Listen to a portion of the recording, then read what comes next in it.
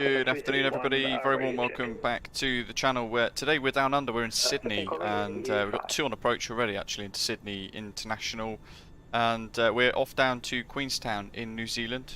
The first time in a little while, actually, with now the upgraded or updated New Zealand Mesh scenery from Orbx and the iniScene Queenstown Airport as well, which is all very nice.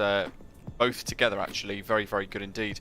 With the default MSFS handmade Sydney Airport, not the most optimised, but nevertheless rather nice regardless. And we're in the PMDG 737-700. Quite a busy evening in Sydney at the moment. Quite a few on final. One for a visual approach at the moment as well. It's quite busy. An hour leg is going to take us over the Tasman Sea, heading south. Over about 2.5 or so hours on the on our flight today at flight level 370 for cruise. 21, register minimum approach. Nice to catch a little bit of plane spotting at the start of the stream for a change. A little bit earlier than what we're usually used to, of course, as well. We approach speed, spaceflight landing. That looks like he almost stalled that onto the runway there. Interesting. Yeah, the intention was, of course, to sort out a flight early enough for those of you in Australia and New Zealand.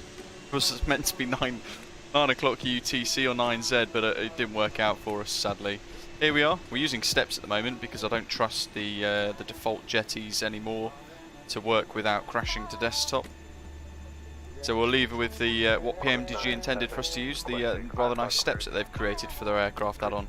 And if we drop here, we can see the city in the background, the CBD, beyond our fantastic aeroplane, and the touchdown zone as well. With one on final. All we're on at the moment, if you can hear it, custom sounds, ground power. If you're new to the channel, a very warm welcome to you. It's great to have you here. Please do say hello in the live chat. Click subscribe to chat there, and of course press the like button as well.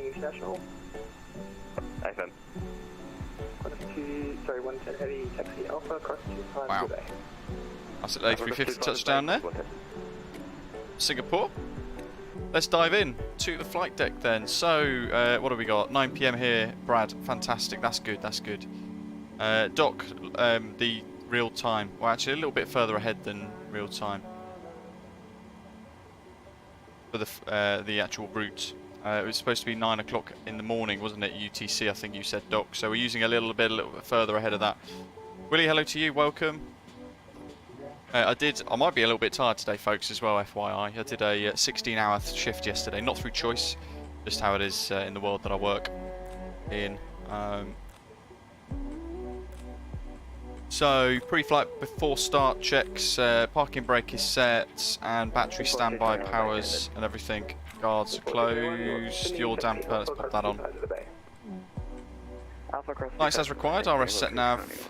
And we can do our warnings.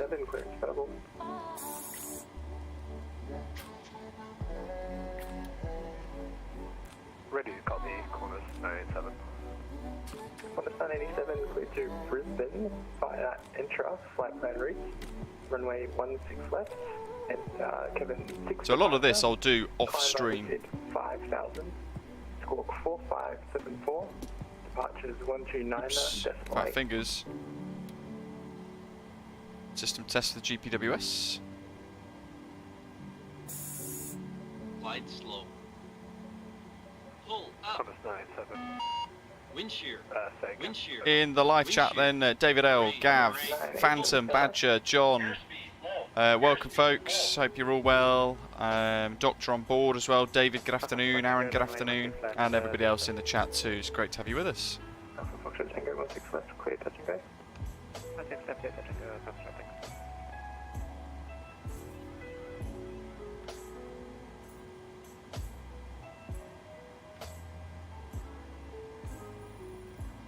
Hello everyone. Captain and the entire crew would like to welcome you aboard on this aircraft. We are also getting ready for departure, which I would like to ask you to fasten your seatbelts. Make sure your seats are in the upright position. Tray tables are folded. Make sure your cabin carry-on items are properly stored. Once again, we would like to remind you that this is a non-smoking flight.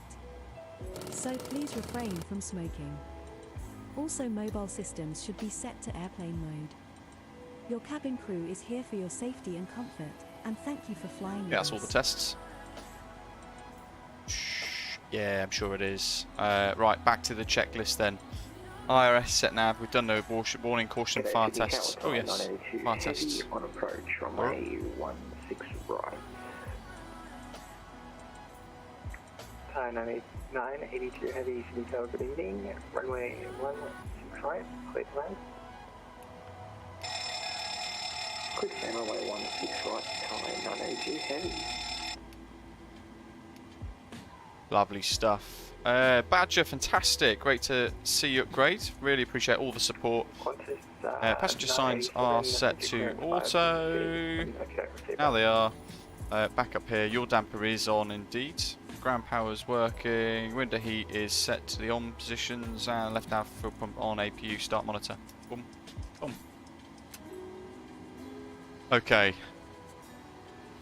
Willie, what's your reaction to iniBuilds collaborating with Asobo? It's proved quite controversial, hasn't it? There's been a lot of heat from them, from the folks, is it P3D/X-Plane users that are within their customer base, saying that they've abandoned them. Now, of course, Asobo's most likely paid iniBuilds a lot of money, many zeros added on to a 1 perhaps.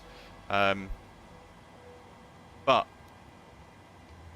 no simulator has ever gone to this level to provide updates with such good detail, such good add-ons as well included. The fact that they are willing to go ahead and basically purchase the usage of their A310 for MSFS, which was probably going to be about £70–80, wasn't it, per aircraft add-on with that A310.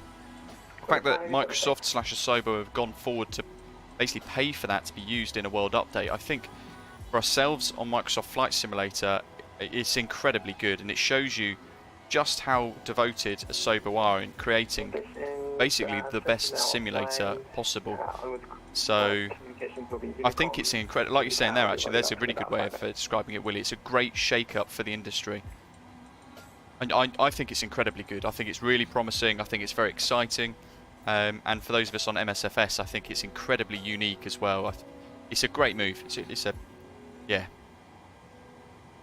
I'm all for it. I think it's going to be very exciting for us. And at times where, life is becoming more expensive for a lot of us who work, pay mortgages and everything as well, I think it's very welcome. It is very welcome indeed. Very excited for it, as are a lot of people by the sounds of it.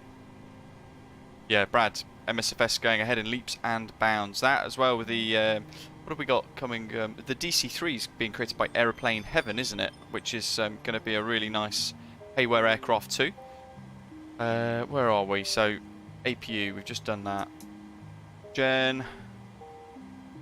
Yes, Sydney Tower, Clipper 331 with you. We're type A320 Neo at stand 31. We have information Sierra and a QNH of 1029er. We're requesting IFR through from Sydney to Queenstown this evening. Let's just sort a few bits out on my calculator because we need a landing elevation. Metars, calculate. Clipper 381. It's not going to give me any landing performance. Runway 16 right. Hey, Finn, we could do 1 Where's the barrow? 1013. Let's just put default value in here. Landing altitude 1,200 in Queenstown. 5 departure. Climb by altitude 5,000. Squawk 1455. Right, I think that is most of it done up to getting our clearance now. So let's have a look at Navigraph so you can see what we're expecting. Sydney, we're in the international terminal at the moment by the Pier 2. 1455, Clipper 331. There we are, stand 25, which is this little end of the pier there. We're expecting runway 16 right with a KAMPI 5 departure, which is this one here. So initially flying outbound 155 degrees before we do a little bit of a kink, the dunes, and then southbound to KAMPI, and then away we go. Special requirements, fire bander, some of the requirements there. But initial climb, we haven't really got anything specific for us. We need to pull our new route in actually as well. I thought I'd already done that. Shows you how tired I am. Okay, here we go. Now we're in play. KAMPI 5. Not going to allow me to pin it now until I refresh it in the active routes.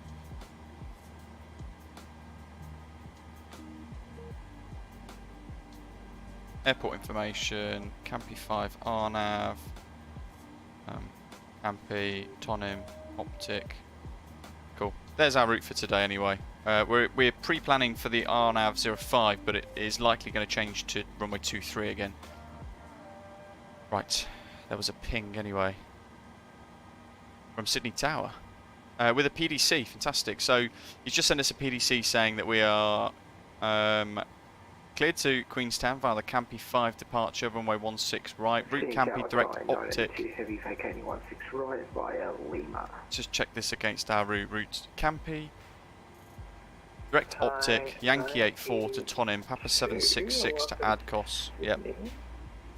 Like you're vacating right, so taxi. He's given us an initial climb of 5,000 and a departure to frequency of Unicom. So let's set 5,000 on the MCP. Squawk 1310.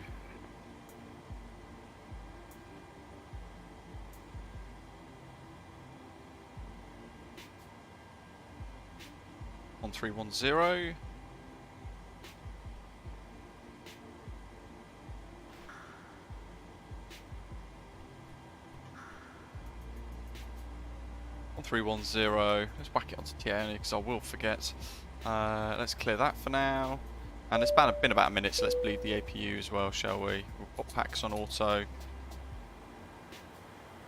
And we're quite heavy today. We've got 4.11 tons in the centre tanks for the first time. We've actually got a higher quantity in those than the outer tanks. So yeah, going to be interesting. Ground power. Let's release that. It's a 505. We've actually got a lot to do. Disconnect the stairs. We've not done any of this. Actually, we haven't done our route yet. Flight plan request. Select. The Waz Jones, welcome on board. Thanks for subscribing to the channel. Oh, hopefully so. Hopefully. Ooh, Willie, that would be great, wouldn't it? That's a good shout, actually. Yeah, thinking about it in retrospect. Meigs Field. They've got to bring it back. That and O'Hare were the only airports in Flight Sim 2002, which was the last time I flew a Flight Sim prior to MSFS being released. Definitely not showing my age. Activate this bad boy. We'll execute it, and then we're going to add in QFA 121. We've got the world's longest safety demonstration today as well with Qantas. Their 100-year anniversary, 3,000-minute long safety demonstration on the Luke Air tool. So we will start that ASAP.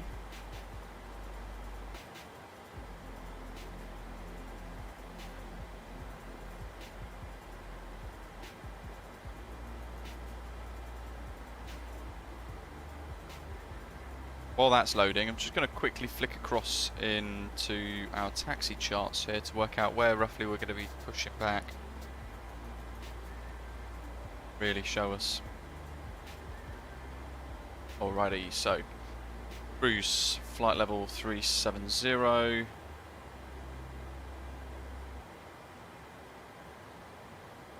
So fuel weight 53.6. The FinRes and alternate fuel figures, we need to add those. So, oh wow, okay.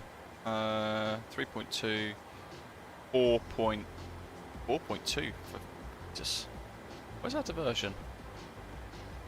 Ah, Auckland. Wowzers. Okay. No wonder we're so heavy. That's our FinRes today and our alternate fuel combined. Cost index, I do like cost index of 30. Cruise flight level 370 and our trip wind for today, the average wind's 231 at 60.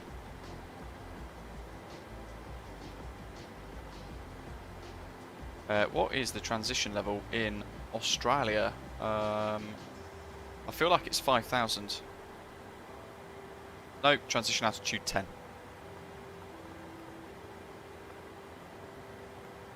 So we can add all that in, get it all nice and complete, and then execute that to accept the those sections there. And then for our departure performance, we are 65 tons roughly. Runway 16 right is almost 4,000 meters long. If we use all of it, it's going to give us a takeoff performance of 2, profile 2, and a few other bits. So I think he's just gone offline. 1029, winds 210 at 7.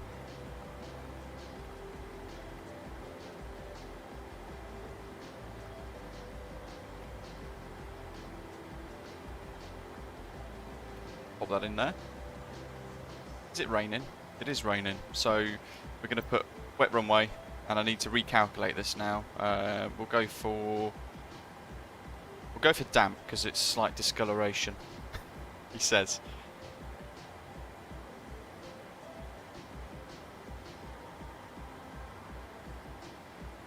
Yoep, hello to you, welcome.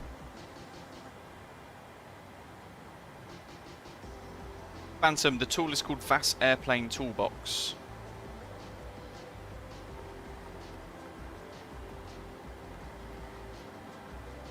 $1,000. We need to add a departure in, so let's do this now. Runway 16 right, KAMPI 5. Done. KAMPI, vectors to KAMPI, interesting. 0.4 and 0. So I'm going to go OPTIC. We'll just go direct after OPTIC. Oh, for goodness sake. OPTIC. There we go. So we'll cut out the vectors there. Brad, welcome aboard. Thank you for joining the channel as a member. Awesome stuff. Thanks for your support. So that's done, we could take off 2, climb performance 2. Slightly softer climb out. We want flaps 5, and we're going to get our centre of gravity figures 7.3. Which is going to be about there where the cursor is. Somebody described this in the comments yesterday as my cursor being annoying because it was like a fly on their screen.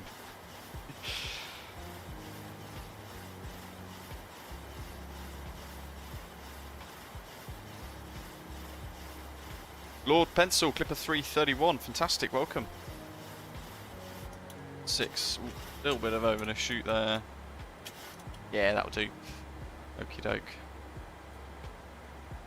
And there's our V speeds. I think we are ready. So we've done a position, we've got our route, got our flight number and our plan. There's our routing. There's our performance page. And our M1 limits and takeoff page as well. Hello, I'm Tango on Golf 25. Oh, he's back, 1205. Alpha Foxtrot Tango, good day, taxi Golf to the bay. So, 5,000, runway heading is 155. And our speeds, 141, 151 is what we want for the plus 10. A lot of pre-flight stuff involved with this, isn't there? But it's so immersive. Let's clear that for now because it will just get a bit confusing. John, that's not good. Oh, Willie, that is a fantastic idea as well. I might do that just to wind them up. Back to the checks. Definitely got to follow the checklist with this. We've already set the FMC and obtained our clearance. Altimeter is set, 1029er. Transponder set, fueling, loading, boarding complete. We can go into here. Ground services. Check the parking brake is on. It is with the light on as well. And we'll remove the chocks. Cruise altitude pressure panels done. With the takeoff data set, landing altitude pressure panel done, and MCP set with the departure briefed and checked. We've done all of those. Flight directors, start with the captain's side first, unless you're in the first officer's seat when you fly. Them both on radios, frequencies set, 122's 8. Neil, it's called VAS Airplane Toolbox. You can download it on the, ironically, the X-Plane forum.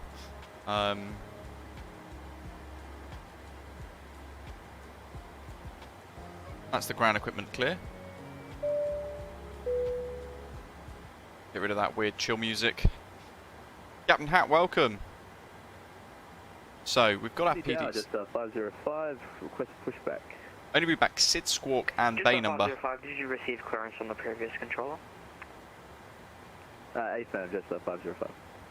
Just a 505, just confirm booking mode Charlie on 4403. Booking mode Charlie, squad code 4403, just 505. Just a 505 and pushback approved. Pushback approved, just Rock and roll. 505. Sydney Tower, good evening, Qantas 121, stand 25, clearance via PDC with Squawk 1310, the KAMPI 5 departure runway 16 right. Fully ready, request push start. Qantas 121, read back correct and pushback approved. Push approved, Qantas 121. I'm going to start the safety demonstration now because it's 8 minutes long. Longer than our taxi. Enjoy the story, folks.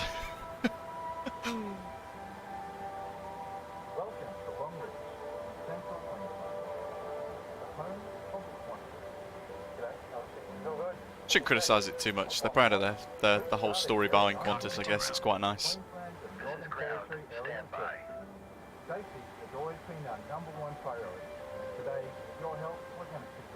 Anti-collar on. Put the logo light on as well because it looks sweet. Centre tanks, fuel pumps, all of them on. Quick revisit of the overheads and onto our startup checks. So fuel pumps on as required. Packs go to the off position. Bingo. Pop them off for now. Club 331, taxi Alpha 1 holding point runway 16 right. Ignition mode selector both. Taxi Alpha 1 holding point 16 right, 331. All doors and hatches closed and all ground equipment is removed. The parking brakes are set. You may lift. Parking brakes set. Lifting the aircraft. Criminal Venno, why am I using toolbar pushback? Because it works fine. It's only Phoenix that seem to hate it. You're cleared for start and push. John in Clarksville, Tennessee, welcome on board. Good morning to you. Please release parking brake. Parking brakes are released.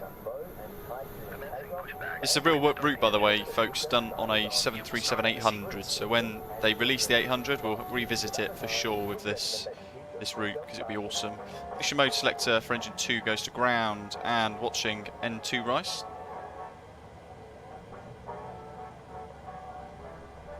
Welcome to the Qantas Flying Boat Base in Rosebank, Australia's first international airport, right here on Sydney Harbour. 20, bing. Yours are a little more modern. You'll find one under your seat, next to it, or in the leg rest. Remove your We've got an Asobo blob. pulling the tab. Ooh. Over your head, pass the strap around your waist, twist at the front, then tighten. There's a red tag and mouthpiece for inflation, and a whistle and line. And remember, only inflate your life jacket after you leave the aircraft.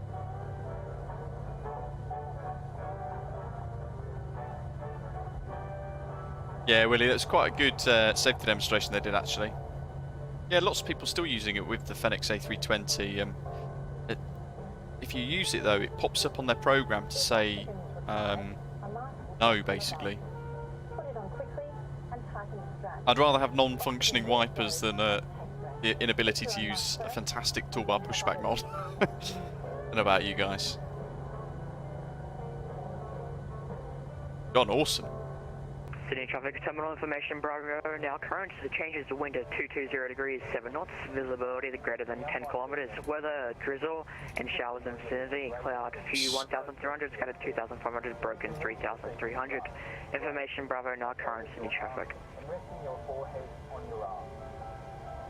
If you're seated behind a bulkhead, when you can't reach the seat in front, lean as far forward as you can. Air conditioning master caution, let's just keep that cleared. Through 20, let's add the next engine.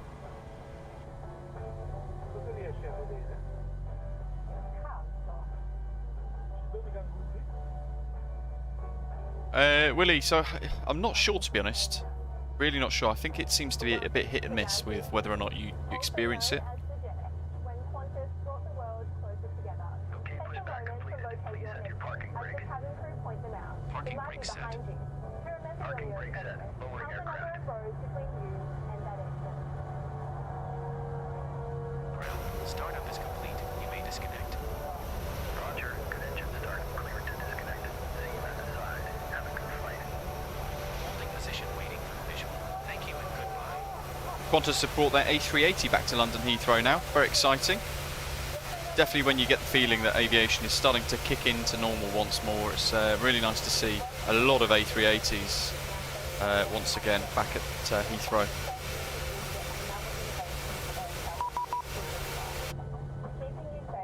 Who pinged me now?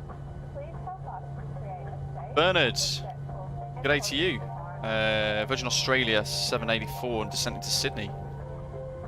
Perhaps if I'm slow enough, we might catch each other. Okay, so engine 2's looking good, looking stable. I like it. Gen 1 on engine start switches. Weather's looking a bit naff. Let's put it on continuous, even though I've got auto ignition. Request taxi. Also request Pro-Pete's on. Intersection for departure. Crystal 505, no problem. Taxi Foxtrot warning. All of these onto automatic. Engine bleeds all on and recirc fan auto.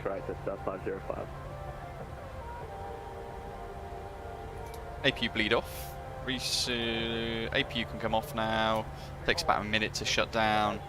Flaps as required. So down here we're going to go flaps 5 for departure, and we want controls full and free. So system page. All right. All left. All back. All the way forward. So you're watching it on the display with the rudder. And this is also helping calibrate the rudders. It's refreshing in the simulator's mind where all of our stuff is. Gotta make sure that is deactivated. It is. Where are we now? Engine infrastructure checks down, VNAV armed as required. 1, 2, quarter throttle. Qantas 121, request taxi. Quarter brake RTO, taxi lights on. Qantas 121, taxi Alpha 1, holding from runway 16 right. Taxi Alpha 1, holding 16 right, Qantas 121. Safety demo still going.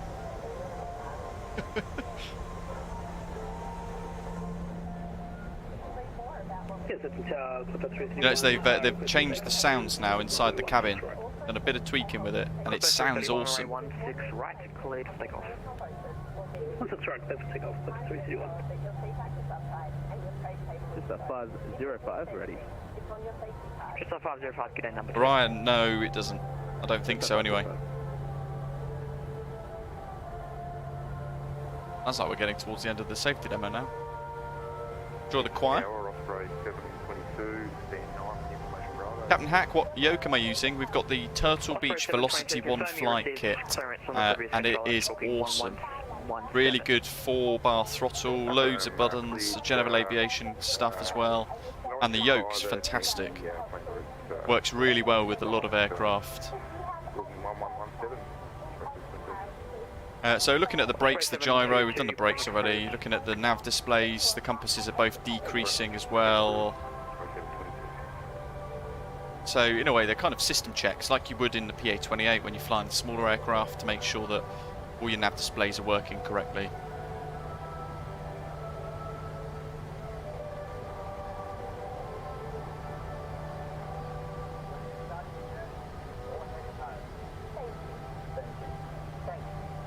Just 505, behind the departing Clipper A320, line up and rate 116 right behind.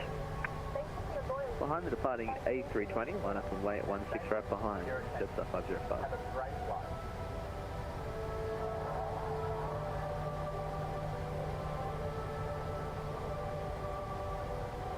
Not bad for timing. How much in total for the turtle burn, he's asking. It's about 350 quid in total. You get the whole kit. There is word that they might be releasing a set of rudder pedals too. Have a great flight to Queenstown. The Yukon 122.8, and will do. Thank you very much for the ATC. So I've got my checklist now ready to go on the next section, which is the pre-takeoff or pre-departure checks at the hold. So this is what I'm referring to on the screen at the moment as we work our way through all those checks. Oh yes, it's a long 8 minutes, isn't it?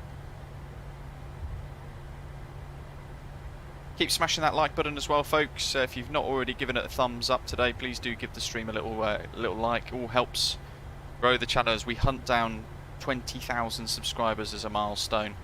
And then we've got 2 copies of the PMDG 737 to give away to 2 winners, and 50 euros worth of Contrail vouchers split into lots of different your values. So really cool giveaway coming soon once we hit that target. We've got less than 500 to go. 16 right, cleared for takeoff. Runway 16 right, cleared for takeoff, just 505. Oh, there he is. Awesome. Okay, fuel flow, reset rates. V-speeds have been checked. 141, 151 for the +10, 126 for V1, rotating at 137.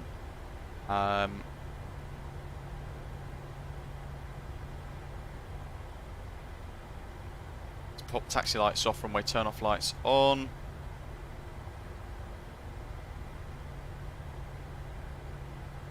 Qantas 121, Alpha 1 ready for departure.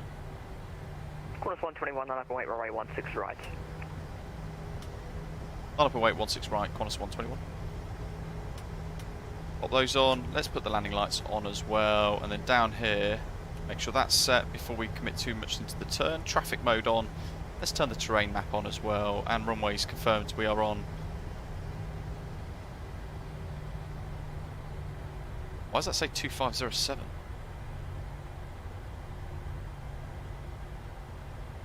Just 505, unfortunately no further ATC, 122 days to wait. Have a great that was flight. confusing as hell for a moment then. I was like, what? How have I got this so wrong? Leonardo, no giveaway today, no. We've got to hit 20,000 subscribers first.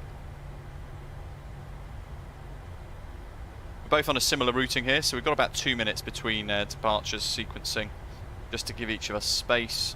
We will obviously bottleneck up in Queenstown as well very quickly because of the nature of the layout of the land around us and how all the arrival procedures and everything work there.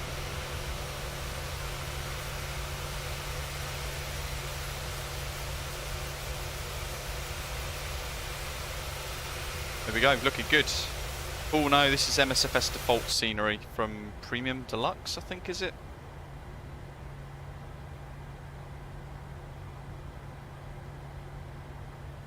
Okay, so all we've got to do now is wait. 121, I'm going to hold you for another minute or so because you guys are following the same route. Yeah, no problem at all, Qantas 121.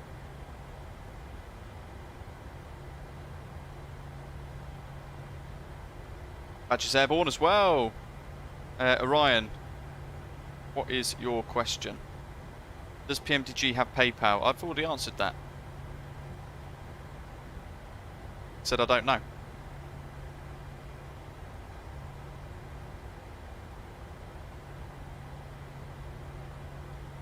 So derated takeoff. Throttles will go back about 1,000 feet for our climb, and then we'll accelerate away.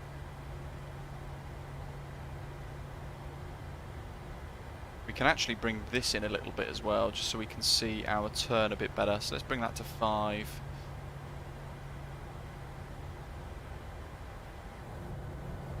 And we're just sitting around waiting. Qantas 121, runway 16 right, cleared for takeoff. Clear takeoff, Qantas 121. Listen to those sounds. Criminal, yes. It's a blend of high and ultra. I'll break off. Toga. Listen to that. Amazing in the cabin sounds. Anyway, let's get that stick forwards and maintain the centre line. Oh dear, rogue bus. It's like Speed 3. God's sake, this sim and its weird AI vehicles. Rotate. Qantas 987, Pushback approved. Positive rate of climb. Gear up. Yeah, boy, let's go. Osprey 722, taxi Alpha, Alpha 190 from runway 16 right. CMDA.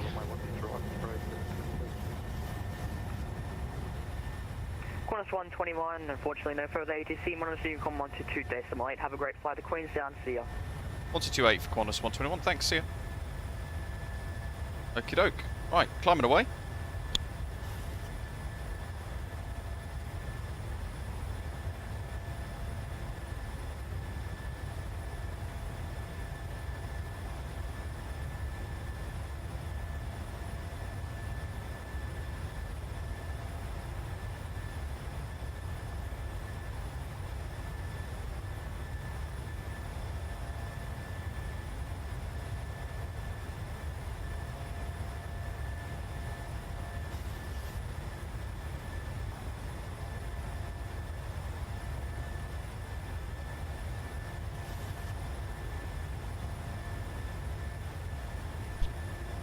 Okay, postman always came at a terrible time.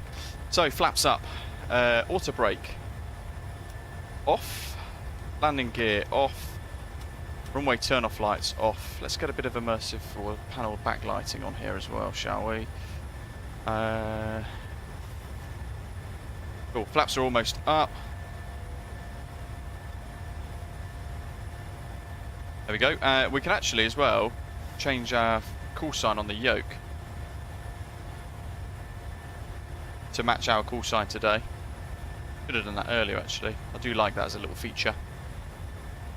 And now we're climbing away, so let's get this right up. There's KAMPI.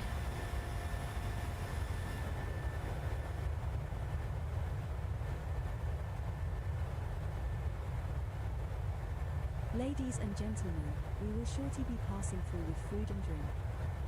Please check the magazine in front of you for the full menu as well as our duty-free offers. A lot of fuel, Colin, indeed, Thank yes. Huge amount of fuel. Infinite? I think so, yes. Skillboy, there's no weather radar at the moment on the 737, or indeed most of the other like payware aircraft, because Asobo refused to release the API. Well, have refused to, but they will be now from Sim Update 10. So beyond that point, we'll be able to do sort of all of that sort of thing as well. Let's go. We're at 5,000 already. Let's continue the climb.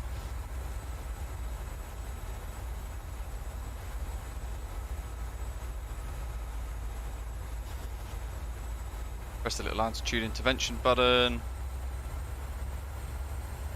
370. So the engines are spooling up to continue the climb. Yeah, cheers, Doc.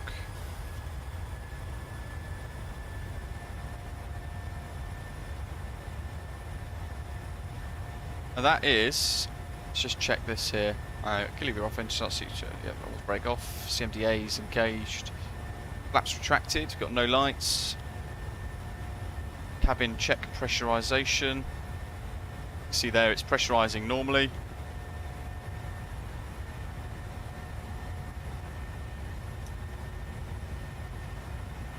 Away we go. Climb through 10 in a minute. We've got to make sure we've moved this heading collar around to match our route. Criminal, you can just, there's an option inside the FMS that says auto ignition. So if you enable that, you turn it on, you can actually just leave the engine control levers, or the engine start selector switches into auto. You just leave it there and it will do continuous for you as an automatic ignition. So if you turn the feature on, actually you can skip the continuous step here if you wish. Just something to make things easier for some people. I'll put the landing lights off now anyway, because we're going to go through 10.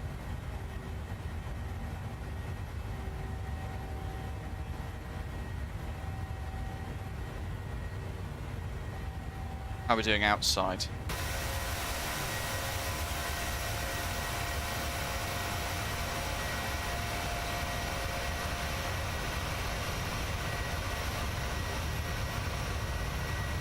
This is one of 2 liveries for the Qantas 737-700 on flightsim.to. Dave Cherry created it, really nice one, and those of you who like the slightly older version of this livery as well, that has also been created by him. So you could download either of the 2. Very nice indeed. Very, very nice. Great livery painter.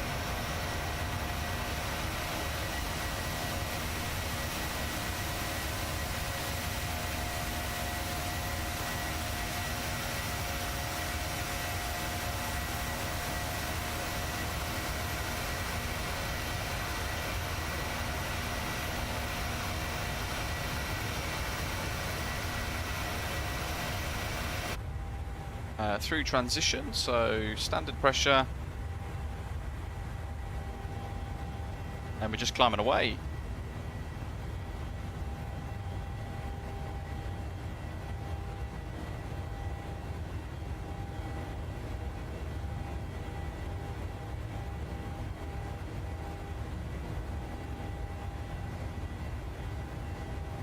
NZQN doesn't really have a METAR at the moment, but it's showing winds of 050 degrees at 5 knots, variable between 340 and 090 as a VATSIM use only METAR that's been generated. Scattered cloud at 2,200 feet, and the temperature's 1 degrees, dew point -1, and the QNH 1015. So potentially some rather soupy type weather as we fly in.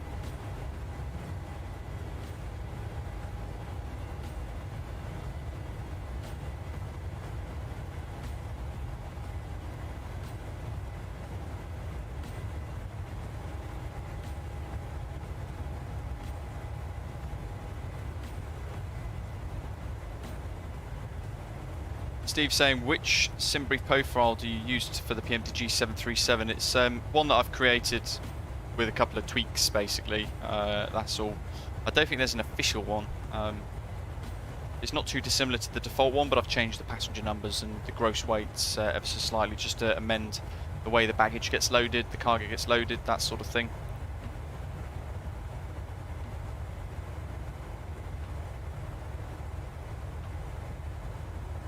So if we head to Volanta, you can see our route depicted quite nicely here actually, but of course we can change the map settings so we can put it onto satellite mode. So that's the flight briefing.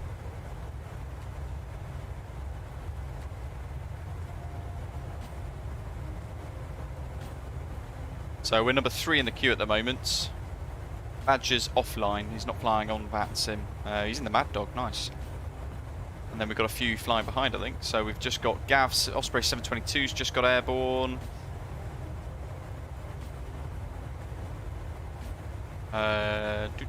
Turbo Stig on the ground over there as well, I can just see. So there's a couple of us flying along to Queenstown today. So departure took us straight out over the water, basically, over the Tasman Sea. And then we're flying straight line, effectively, between OPTIC and TONIM.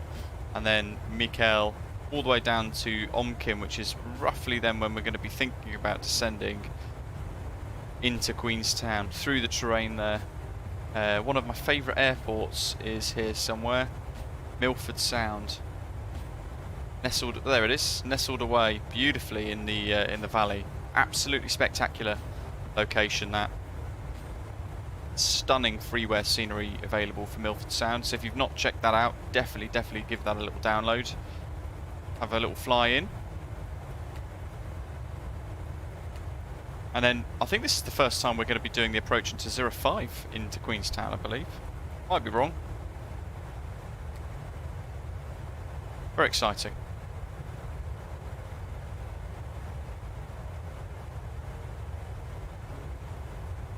It's all water for us today.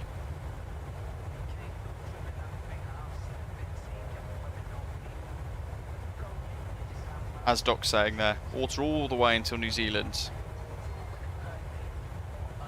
Phantom, is it oceanic airspace or normal airspace? That's a really good question. I think technically it's oceanic, but with waypoints. I might be entirely wrong though.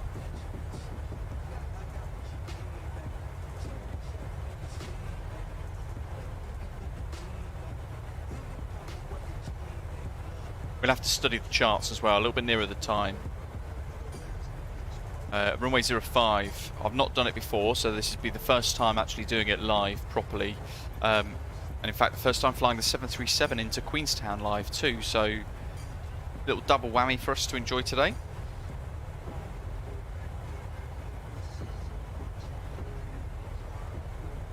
We'll have to study the charts. I'll probably look over it a couple of times, 3-4 times, just to make sure it's in my head. We visualise what we'll be doing on the way in, and then we just got to try and execute it, pull it off, and make it work. If in doubt, go around. Unlike the other day.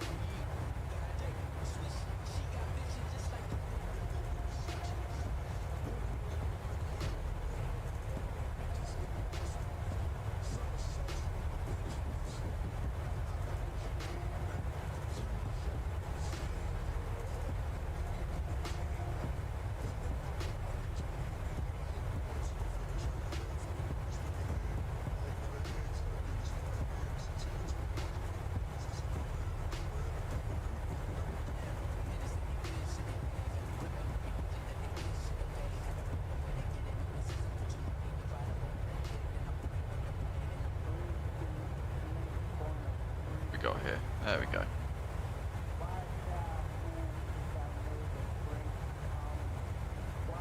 Very interesting. So it could be either, depending on whether or not the controller wants to implement Oceanic or not.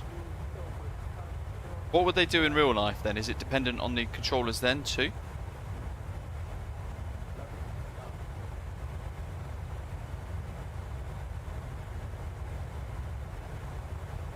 I mean, it's a vast bit of water, isn't it? So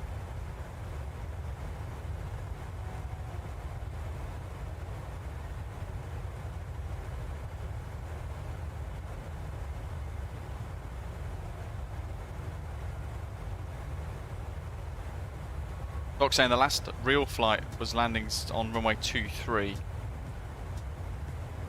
Yeah, we've done 23 a lot. Well, mind you, I've not done 23 in this aircraft, so either way it'll be new. Arnav Zulu's pretty cool over the terrain and then coming in over the lake.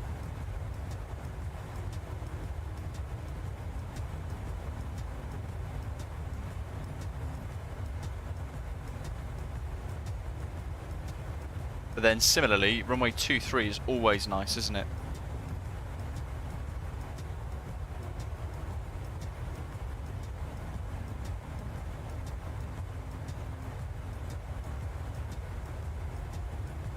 John, yes. Yeah, especially because it was so early in the morning for them in the States too, so it was very early for them, yet then we threw about 6 go-arounds into the mix.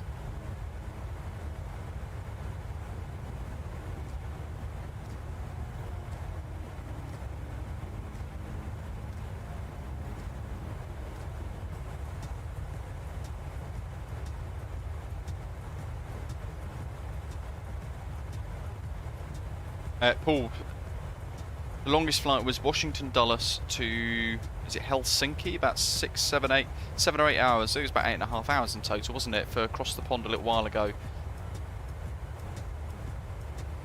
That was the longest flight that we've done in the sim. We got away with that one that day as well.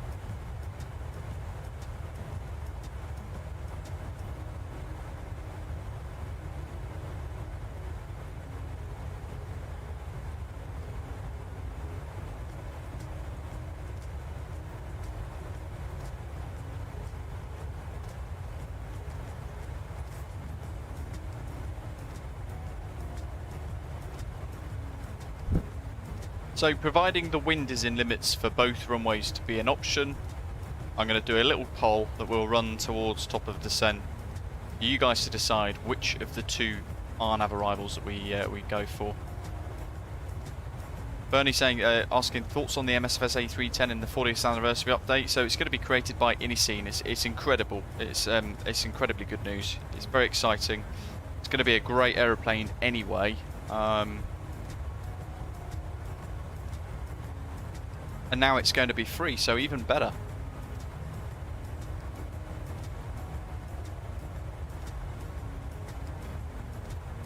Well, he's saying the longest flight I've ever taken will not be repeated in the sim. Toronto to Hong Kong. Oh, that's huge.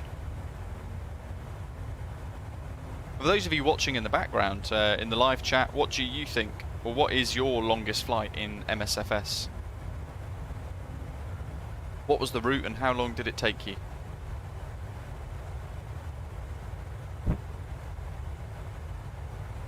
Everyone's scrambling for the charts, yes. Which one's the most complex? That's usually how the poll goes, isn't it? Which is the most difficult for Luke to try and pull off or break?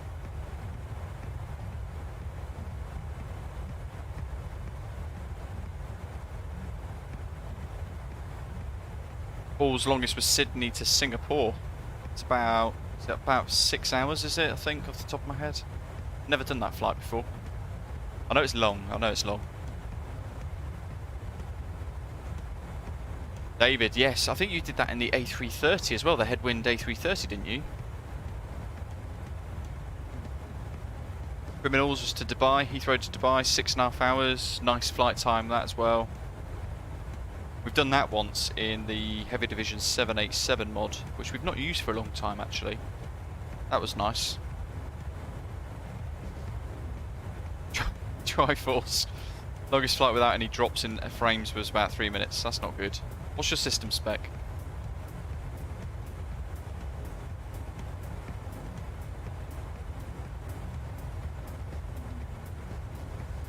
Oh, Badger, 11.5 hours to San Fran.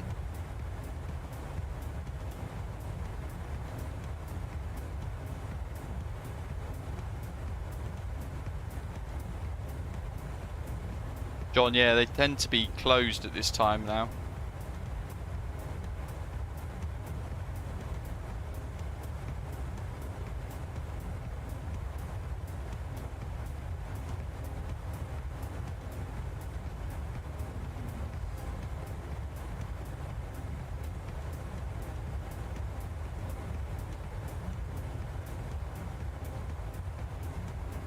Only made use of the pause top descent feature.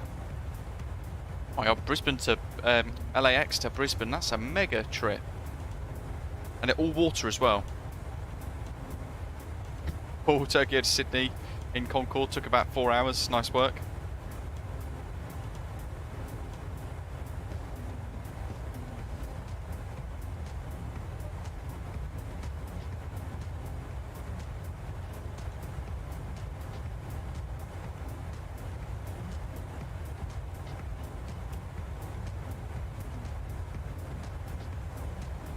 Yeah, the longest flight that I've been doing in real life was what was it? I think to Japan. So I've done San Diego. That's about 12, 13 hours, isn't it? For maybe 14 hours or so. I've done San Diego. Tokyo is probably the furthest I've gone going east.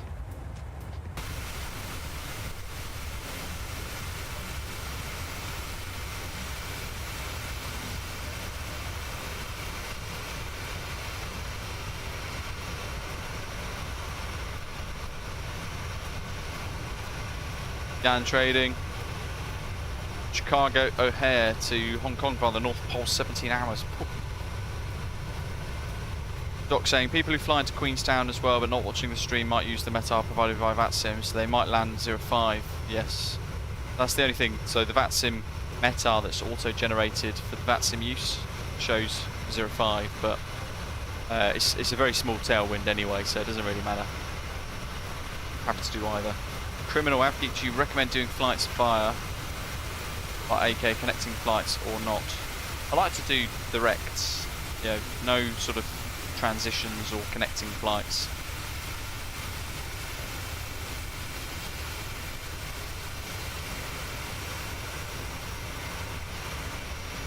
Always simpler.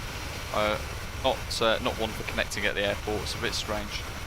Bitsy, hello to you. How did you get your wing views? I haven't been able to work that out. Just the usual way. But like the other aircraft, where you -40 out the aircraft with the camera config file, and then it drops you into the cabin. You can move about. Or actually, can you? I don't know if you can. Let's test the theory. Maybe I did it like this. You go through the door. No. Yes, I did the -40 trick. Almost at cruise now. Look at that crosswind, folks. Jeez, 70 knots across the aircraft. So that dashed line there is our heading, aircraft heading, and the line is our track. So the aircraft's pointing over towards that triangle there, the heading bug that we've just set. And because that's set for heading, that is why I've set that to that there. Because the aeroplane's actually flying that way, even though the nose is pointing that way. Oh, Brad, that's an absolute marathon. Looking good.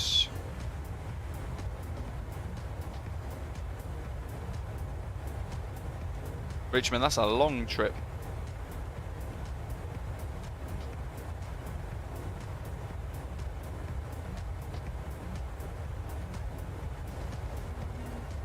But it's the camera config trick that I did in a video about a year and a half ago. You can change. That's how you get your custom cabin views. You remove 40 or so in, if that makes sense. Criminal Veno, you can do it that way, but now they've actually updated it. So if you set a custom interior cabin view like this, you can just go into the cabin, and it actually gives you a nice stable platform on the camera as well.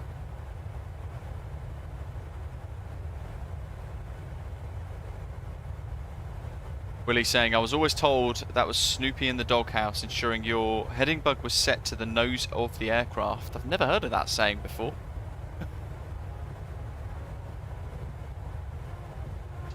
There's one caveat to that. If you have selected in your FMC here, within the PMDG setup settings, for the aircraft to display heading instead of track, then you'll want to make sure that you've got your heading bug set for your correct heading. But because we have ours set to track, and the heading is the little arrow, we want to make sure that we've set our heading bug to the heading, not the track. If, for example, now something with LNAV failed and we had to revert to heading select mode, if we had that set as our heading, 115, which is the same as our track, the aeroplane would actually steer left slightly, and we would drift left of track quite significantly with this 70 knot crosswind, and our track would be more like 105 degrees or something like that instead. So to negate that risk, with track mode active on the nav display as our indicator, we're going to set our heading of 123 degrees, which is giving us our track of 115 degrees, if that makes sense.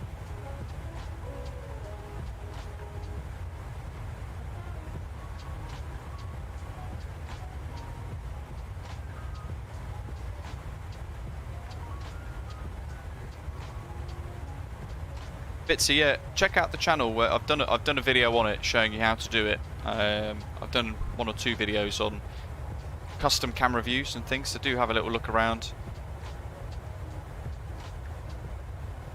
John saying, over the weekend I was able to put a smile on a 10-year-old's face. I traded my window seat for an aisle mid-flight to let him look out the window. That's awesome.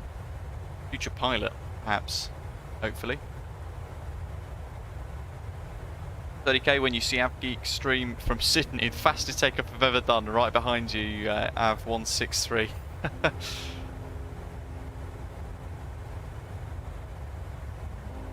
Yes, Trolley 06.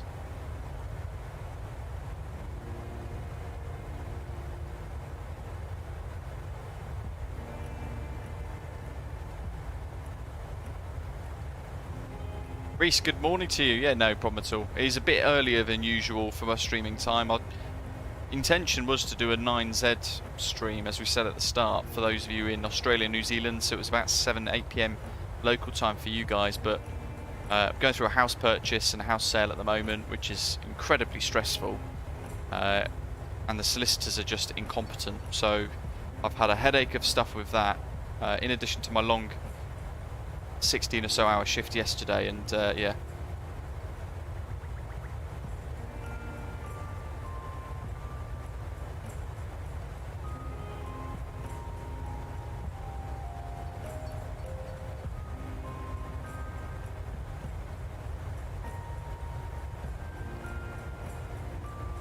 Yo, hello, have you managed to take a look at RD Presets Rotterdam?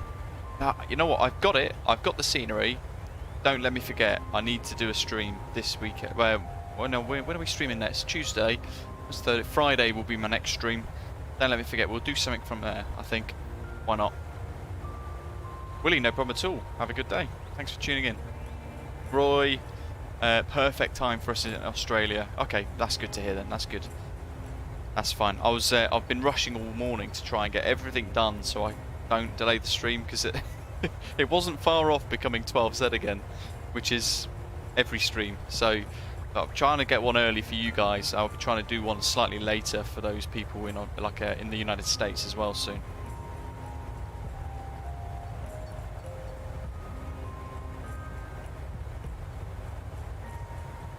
$30K, no problem.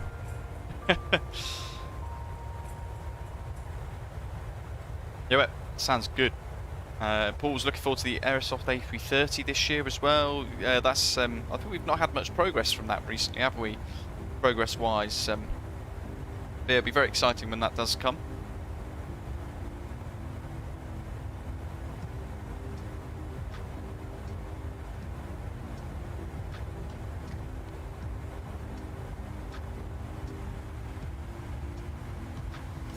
Waypoint coming up in about 20. So as we pass TONIM, I just want to do some fuel checks, and obviously the centre tanks are draining first, so we need to make sure that when that almost goes empty, we'll need to turn those off. We'll get a master caution telling us it'll be master caution and then a fuel light here. There you go, so that fuel light there will be lit up. What do we need to do?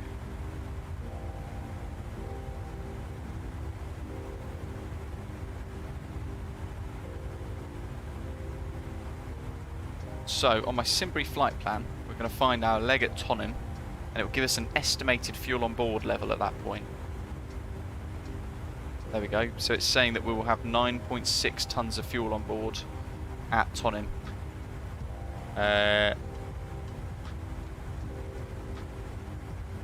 We've got 17 miles to go, and we've got 9.7. So we're going to have to be very careful here.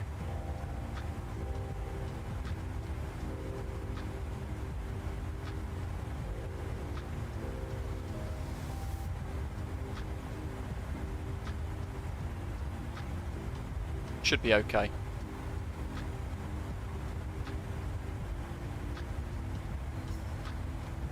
Be curious to see when that switches to 9.6, which is what I'm watching for at the moment, because it's our fuel check. But we commit too far over the water as well, especially. Bitsy, this is my favourite aircraft. Love the PMDG 737. Great to hear. Yeah, it is so good, isn't it? It's so detailed, nice and immersive. Lots to keep you busy, lots to keep you thinking about as well.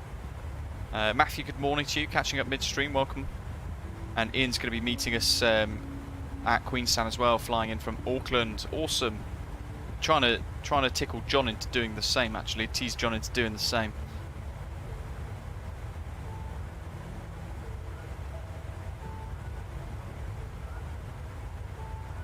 Oh, what's your favourite aircraft in the sim currently? This, the PMDG 737. Absolutely love it. And I've never liked the 737s in real life anyway. I've always thought they look a bit weird. Pretty messy, old/new, everything all stitched into one another. But for flight sim, it's so good. 4 miles to go for TONIM.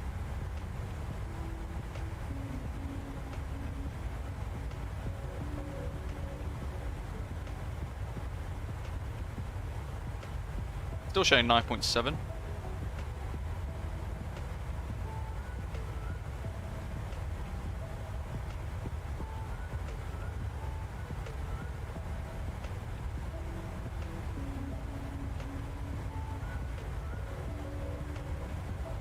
That's TONIM. Okay, so we're pretty much on our fuel target. I won't say we're over, even though it's 0.1, because it's probably not more like 0.2 tons of fuel difference that will be. There we go. It's literally just flicked. So we're exactly on our fuel target at the moment for our estimated fuel on board.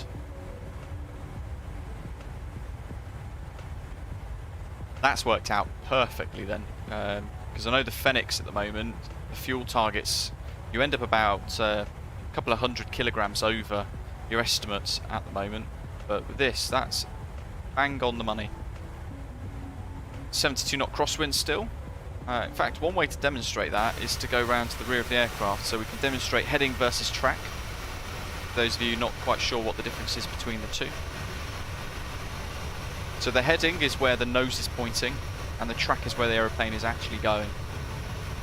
And if you draw the centre of the aeroplane here, if you draw a little circle where you put a pole through the centre of the aeroplane, that's kind of how you measure the two, and you get the angle between the two.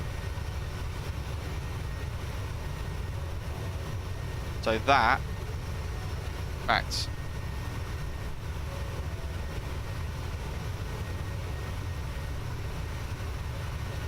there you go. Straight, I'll just make sure that's on the horizon properly. Straight is our track, that's where the aeroplane's actually going. And the aeroplane's facing, the heading is over that way. That makes sense. So there's a really good demonstration of heading versus track with a 70 knot crosswind across the aeroplane during cruise. And that is going to make us burn a bit more fuel. It's making the aeroplane work a bit harder. If we then revert that to... Yeah, we're getting a little bit of a tailwind. That's a good idea as well. Let's have a little look to see what the tailwind, not tailwind, sorry, the contrails are showing.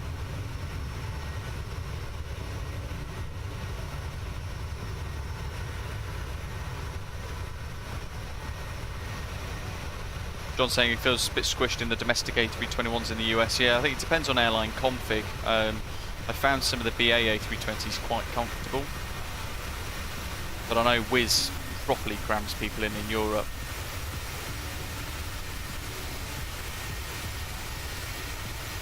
Interestingly, the contrails are just a straight line. How's that for a screenshot though?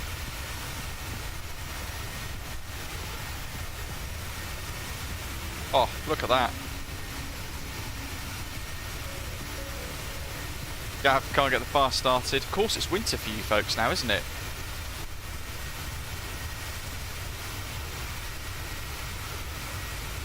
I'll pop the 8 screenshots so far into Volanta.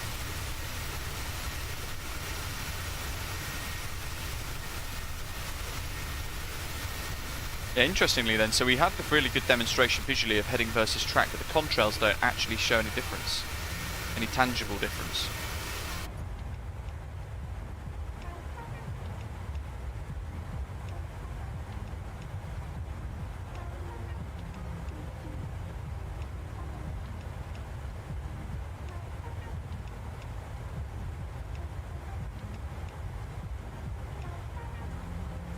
Middle of winter. Oh.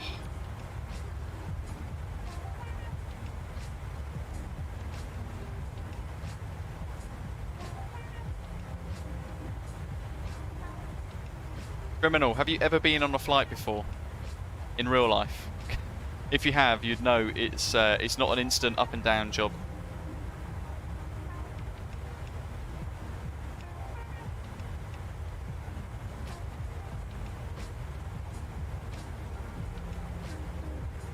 Gav, yeah, tell him to put a jumper on.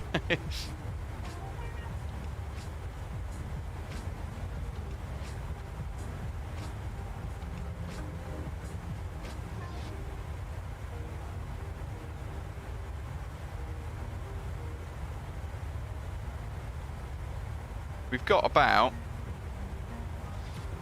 1 hour 48 to go, criminal.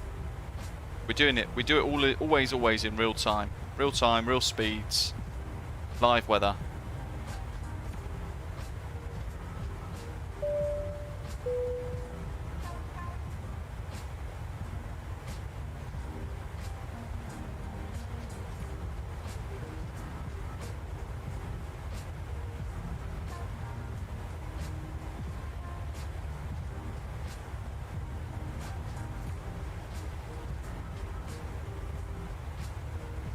Dear Gaming, welcome on board. Thanks for subscribing to the channel.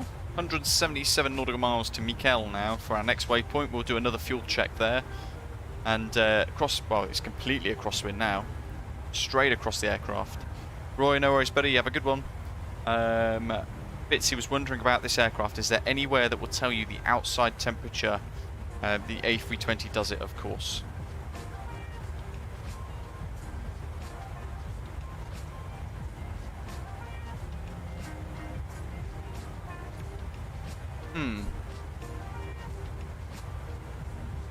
I was thinking about this the other day.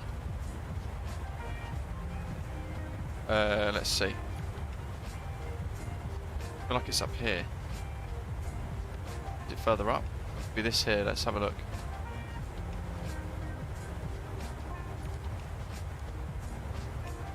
There's the wind speed. There's our heading. Track versus ground speed. Look, it doesn't give us air temperature though there. Through oxygen.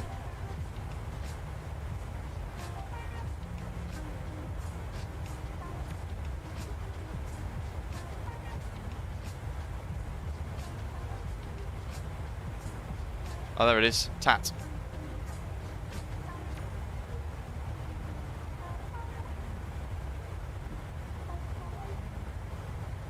I knew it was somewhere. Oh dear, I'm tired. There you go, TAT, minus 26 degrees. Doesn't give you SAT though, or ISA deviation. Unless it's hidden in here somewhere else.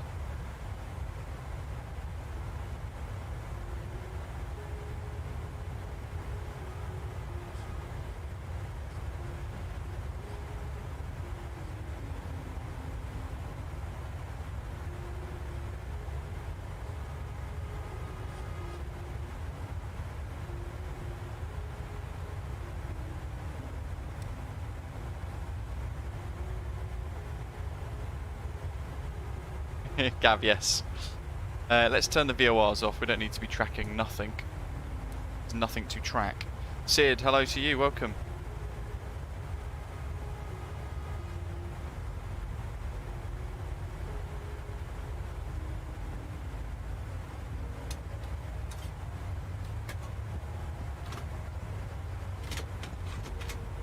Been a little while since we saw that. Nice animation.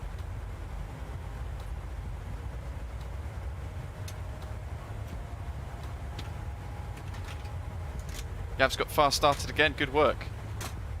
If in doubt, throw petrol on it. Don't actually do that. Disclaimer. Oh, have a good one.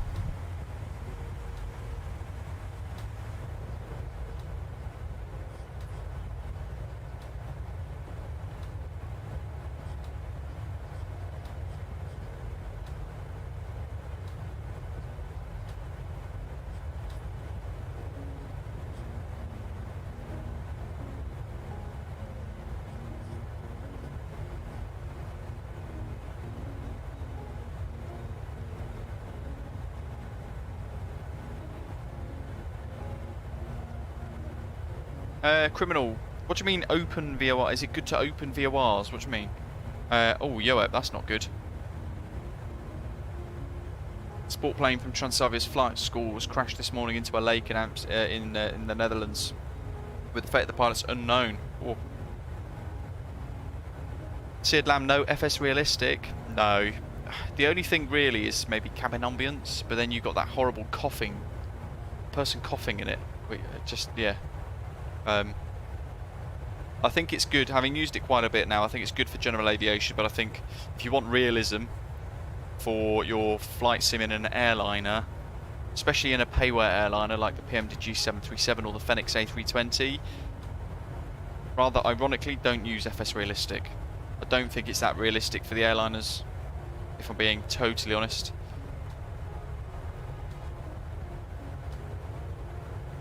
Criminal, the button you turn off, do I keep on?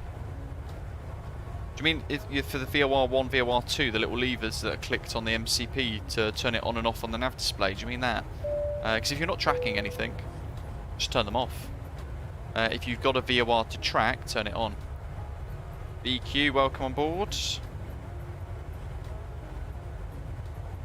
Thanks for subscribing.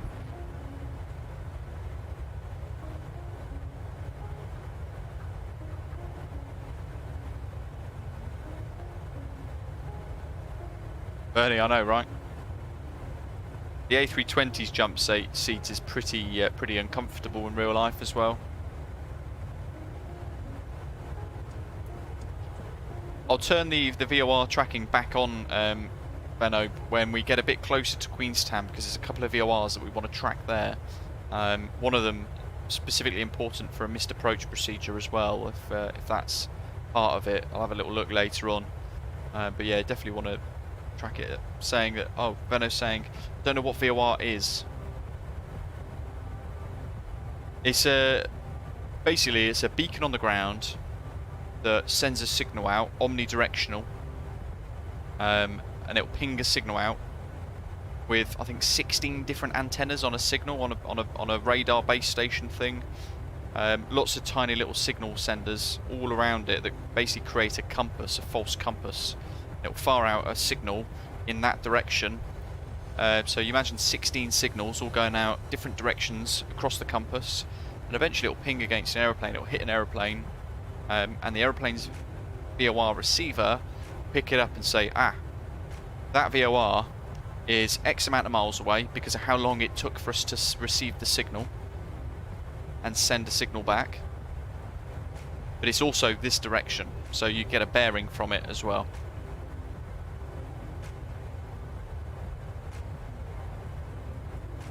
It's very important for things like VOR approaches because they are approaches led by and used by a VOR. So certainly helps if you understand how they work. Same with an NDB. An NDB is just a beacon that sends out a signal any direction, and you just get a signal that tells you basically how far or what direction that signal is.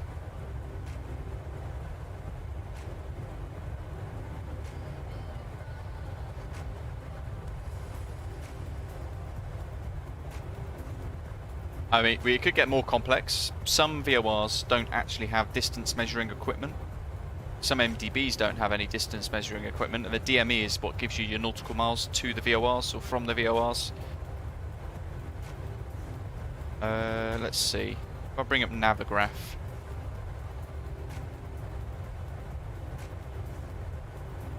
So, prime example. For the RNAV approaches, there are no VORs here, but I know there is a VOR at Queenstown. And there it is. This is for the VOR DME Bravo approach, but an unspecified runway. So you'll see it look like that, and you see it's got little marks as if they're different points in the compass. And then you've got the frequency and then the 2-letter code, and underneath it you have a load of dots and dashes, and that's the Morse code identifier of that VOR beacon. So you can tune it into your comms, or your nav comms, turn the intercom up for it for the speaker, and you should be able to hear the Morse code, which will be dash dash dot dash dash dot for QN.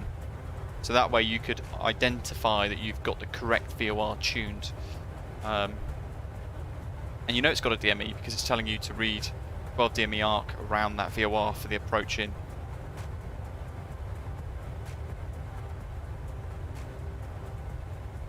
What else? Yeah, the others don't really use them because they're all RNAVs, GNSS led. Hopefully that helps.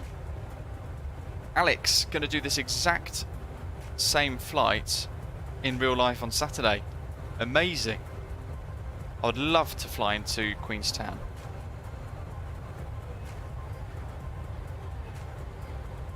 Lil, learned it in the Huey. Fantastic.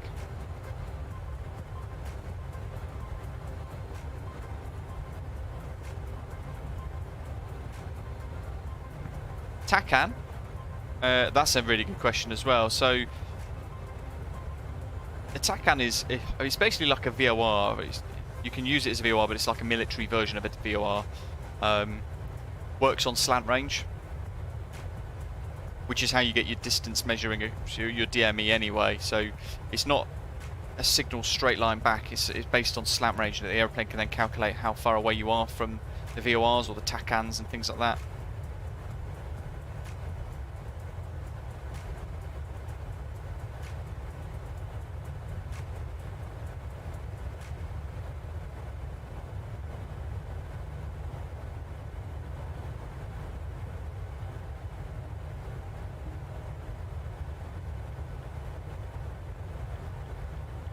Yeah, TACAN's more so used by military aircraft. It's basically a military VOR, if that makes sense. But it's more accurate, because obviously military aircraft fly a lot faster, they need to be a lot more accurate, so they need the increased precision basically.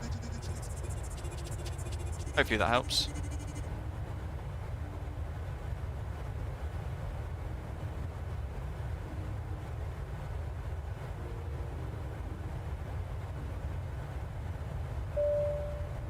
Happy caps lock day, is it really? Badger's a bit nervous, flying into Queenstown in his Mad Dog. Well, you're really enjoying flying that, so by all accounts sounds like you've mastered the aircraft. Has a Mad Dog ever flown into Queenstown in real life? That's the question. Can it do it? Dean, welcome on board, thanks for subscribing to the channel. Great to have you here with us. The poll, by the way, folks, if you are just joining us, tuning in, have a little look at the poll, help decide which approach we will fly. It's pretty much neck and neck at the moment.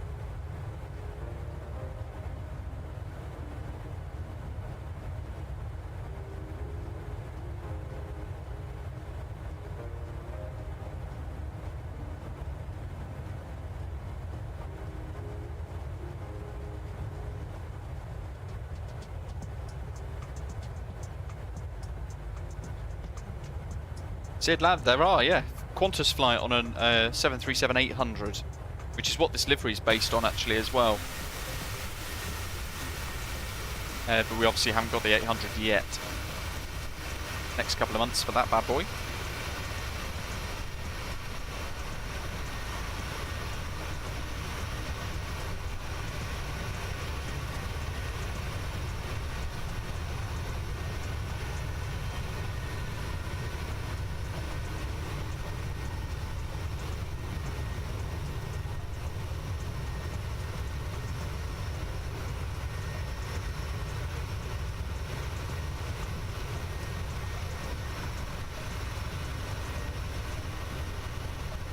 37,000 feet for the remainder, pretty much. How long we got, Mikael? And 84 nautical miles. So we'll have to do another fuel check at that point. We'll have another little look here. We've got 1.22 tons of fuel in the centre tanks. So we've still got quite a bit of fuel left in those before we need to turn the centre tank pumps off. Airbus is clever. It can monitor stuff. It can close them all. It can do things that Boeing won't. Boeing leaves it to the pilot. Still got service-based failures on as well. I haven't had any of those, touch wood, yet. Hopefully we don't get any for quite some time.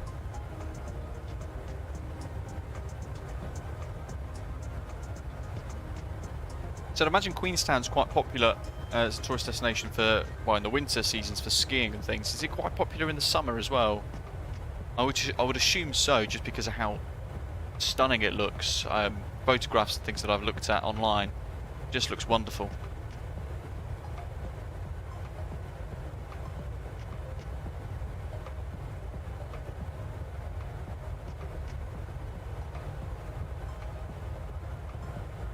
Sharky, Air New Zealand 485's just, actually he's flying into Auckland. Who have we got? Turbo Stig, Osprey 2472 to Queenstown in Auckland. I can just see him taxiing actually, I think. Yeah, a little bit ahead of us.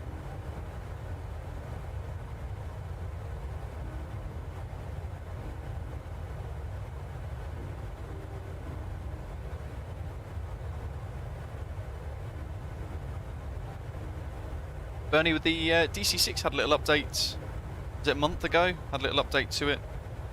We've not flown in that for some time. Maybe we need to dust off the old girl, fire up those big radial engines. Though I confess I've never been great at flying the DC-6, have I?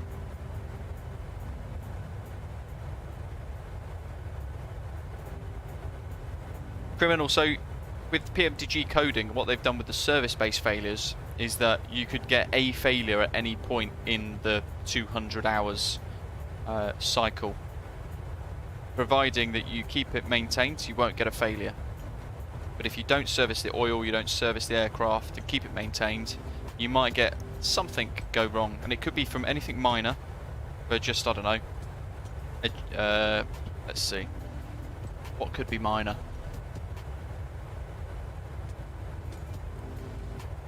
Something small going in, I don't know, can't think of anything off the top of my head. Could be something very, very minor indeed, all the way through to like an engine failure or something else, which obviously would be very severe, but they tried to code it to be as realistic as possible with how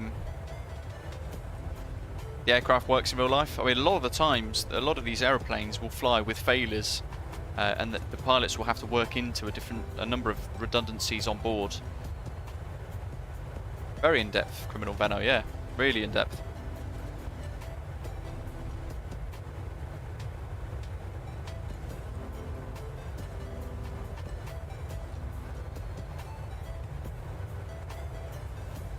No, it's not random. You can trigger a random failure at any point, and the aeroplane will just pick one at random to then trigger not too long after you've asked it to trigger one.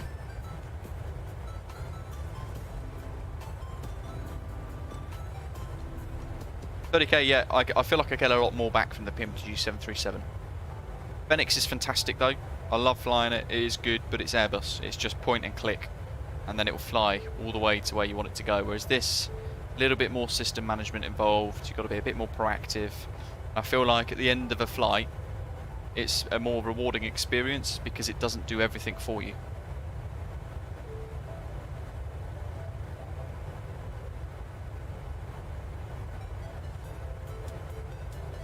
Yeah, I mean, Veno, to give you an idea, I spent a couple of years as cabin crew at Thompson and British Airways, and quite a few occasions the pilots would get a master caution appear for something. It could be anything. Thompson, in a 757, we had a brake failure warning come up. It's quite serious. Flying back to Bristol, which has got a very short runway anyway for a 757. Usually some sort of medium braking and also full reverse. Landing one of those there, but they managed to clear it on the ground prior to our departure, where we were before we flew back. When they took off, it appeared again. They worked through a QRH, found that they'd fixed it potentially, and then about 20 minutes before arrival into Bristol, it failed again. So we actually landed with no brakes. So these things happen, even with a very well-serviced aircraft. These things do happen. So every time I fly the 737, I always have the QRH ready to go. So window capture, there we go. So I've got my checklist, and I don't have to use a checklist with the Airbus because it does everything for us pretty much. But with this, I'll flow through my checklist that I've created. You guys can all download it for free on flightsim.to as well, or on our website britishafgeek.com/PMDG-737. But I also have a QRH ready. So if we get something pop up, like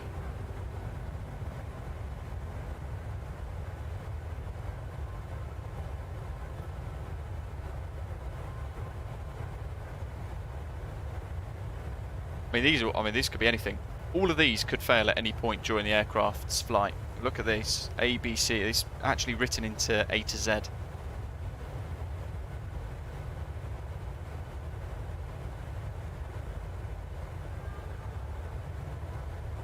There we are. So say for example now we will get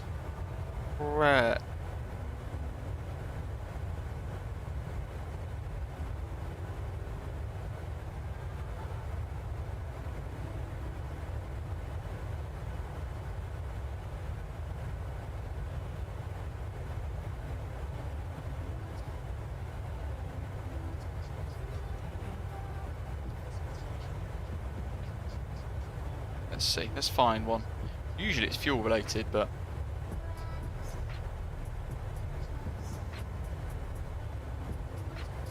airspeed disagree. Right, so pilot's got an independent set of systems sharing with airspeed. First officer has one as well. But if, for example, we get bing, master caution, IAS disagree, then you go to the airspeed and reliable checklist. You click that, it takes you straight to it. So boom, pitch attitude is not consistent with the phase of flight, altitude, thrust and weight, or noise or low frequency buffeting is experienced on board the aircraft.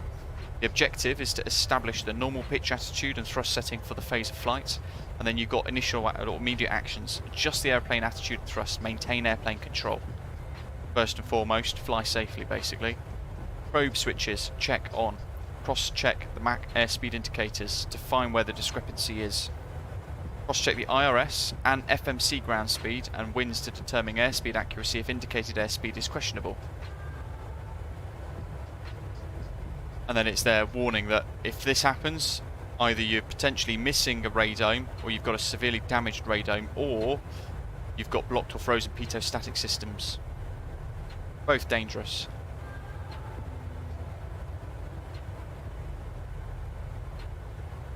Could be anything, but the beauty of having a QRH with this aircraft is we could get anything pop up. Rapid depressurization, so we get boom, master warning, depressurization or pressurization system warning or whatever else.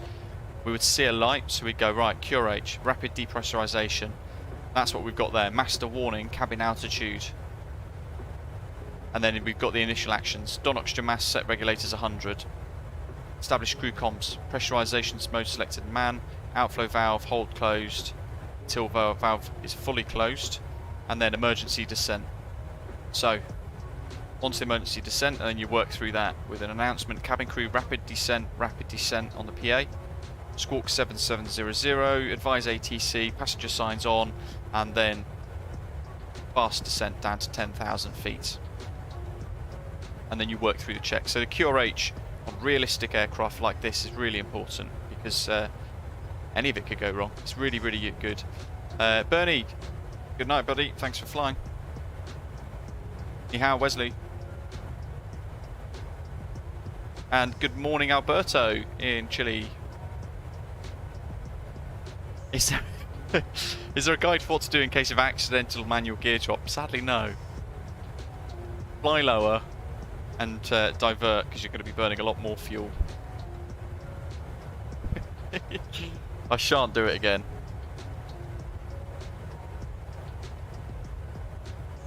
Spitfire RAF, good afternoon. Oh, here we go, look at that. 5.6 miles, 8.7 on the fuel.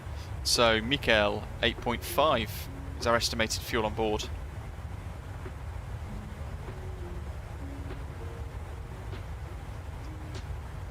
So we're slightly above our estimated fuel on board figures now, which is good, because we've now got a slightly higher margin. Should we get into a headwind for whatever reason, then we're going to burn a bit more fuel. Make sure that's recentered on the heading. Snoopy in the doghouse, as Willie mentioned earlier.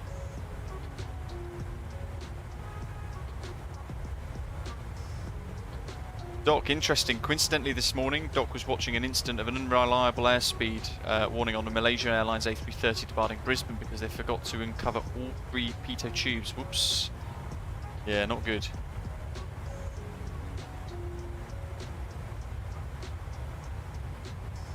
Just the depths of the, I assume, shark-infested Tasman Sea.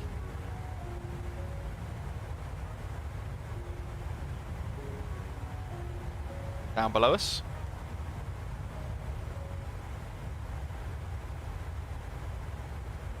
So on my performance landing calculator thingy, NZQN, because there's no METAR, we don't have any METAR that we can put into VATSIM toolbox to work out our arrival settings, our arrival configuration, and things like that for performance. So we need to add the data in ourselves. And at the moment, winds are now showing 020 degrees at 6 knots.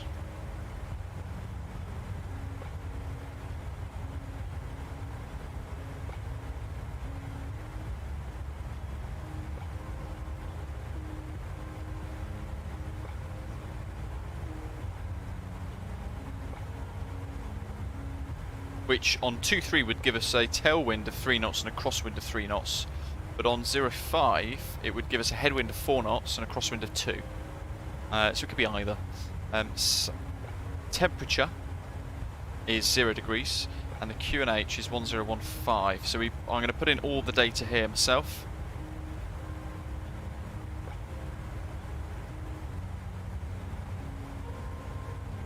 If we calculate that, it is suggested auto brake max flap 30 with an approach speed of 137 knots.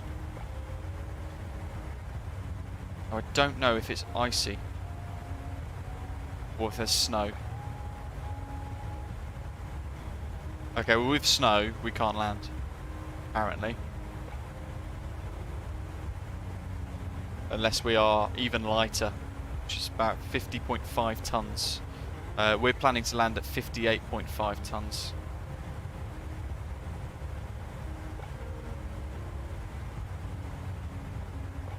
Where's our planned landing weight? Yeah, 58.6 tons it says.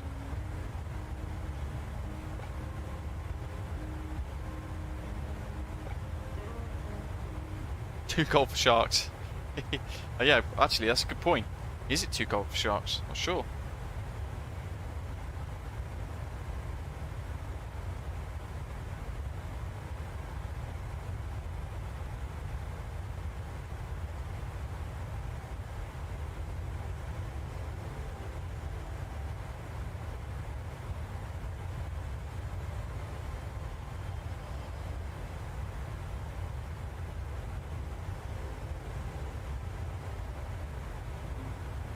Gav says the wood heater went out as I was taking off and the family yelled at me to get it going again. For some reason it switched to heading mode on takeoff. Have you got enough fuel to make it, Gav? That's the question. And have you caught up? You got a little bit of leeway there, potentially.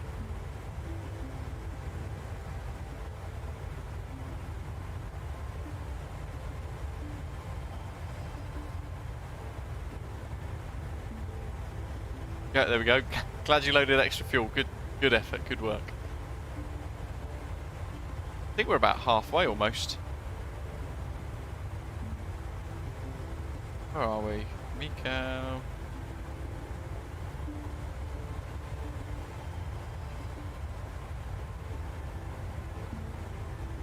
Okay, well ETP's in a little while actually. 7.8. Yeah, so about another 0.8 tons of fuel before we actually end up getting into sort of the halfway point of today's flight.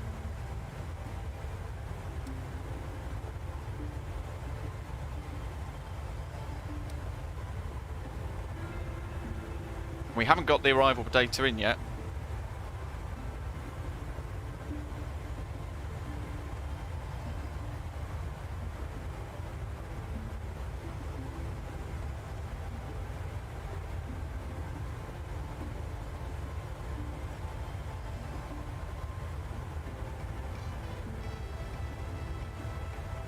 Six.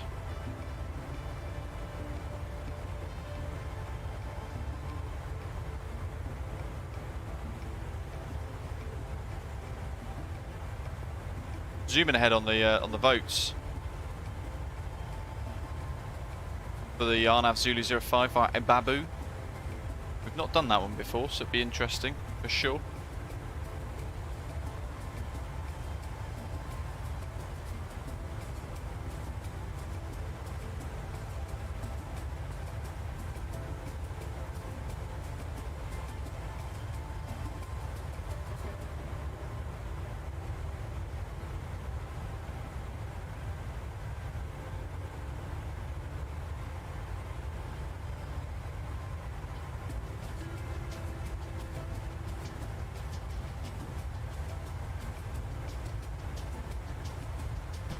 Yeah, these things happen. These things happen. I wouldn't worry. All good. You didn't crash. That's the main thing. But yeah, I have to say, a happy wife, happy life. Plus, if it's cold, you've got to get the heating on. Nice, you've got a wood burner. Pretty cool.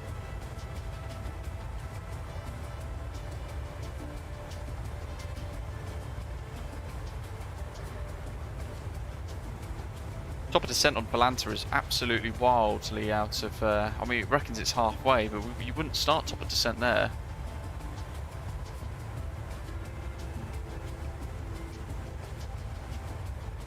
Turbo Stig's airborne. Out of Auckland.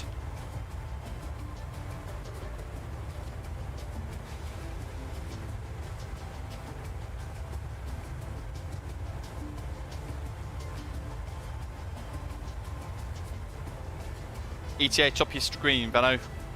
Literally at the very top, third thing in, it says ETA in Z.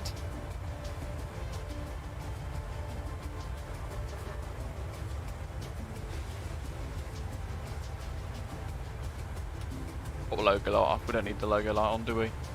What else?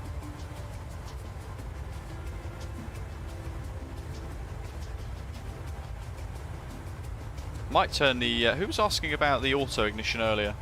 Might turn that back off to be... see what settings we've got here.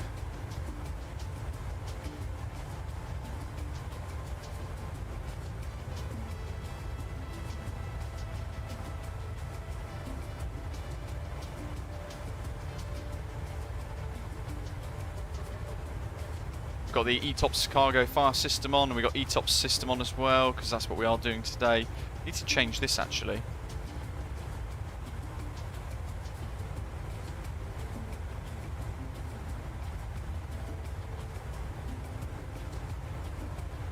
There are acceleration heights. Usually it's 1,000 foot above.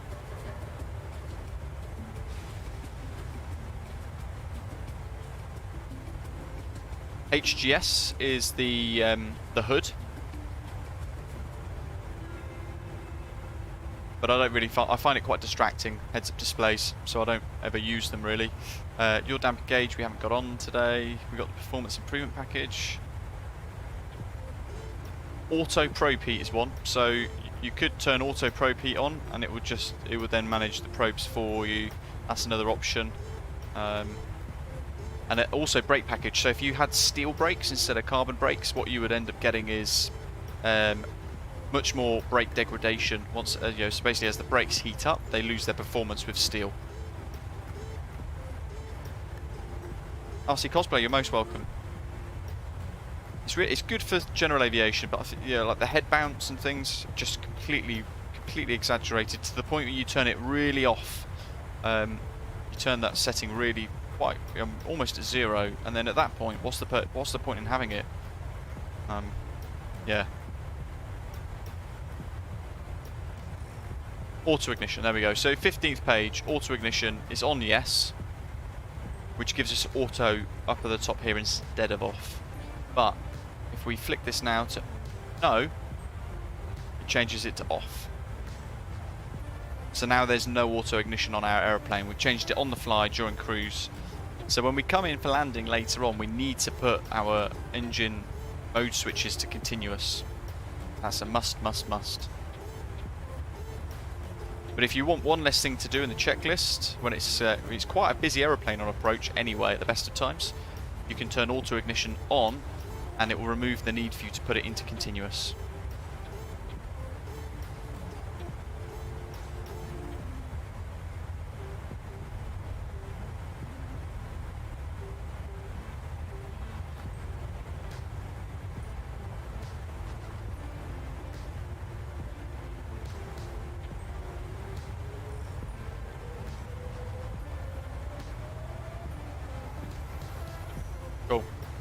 There's all our failures. The service-based failures are still switched on, look, so as I was saying earlier. So it's basically ticking away in the background without us really knowing what's going on. We've got to go through here and maintain the aircraft. So our next service is in 207 hours for our aeroplane. You could just quite happily click service all and it would do it all for you. And it will keep things tickety-boo.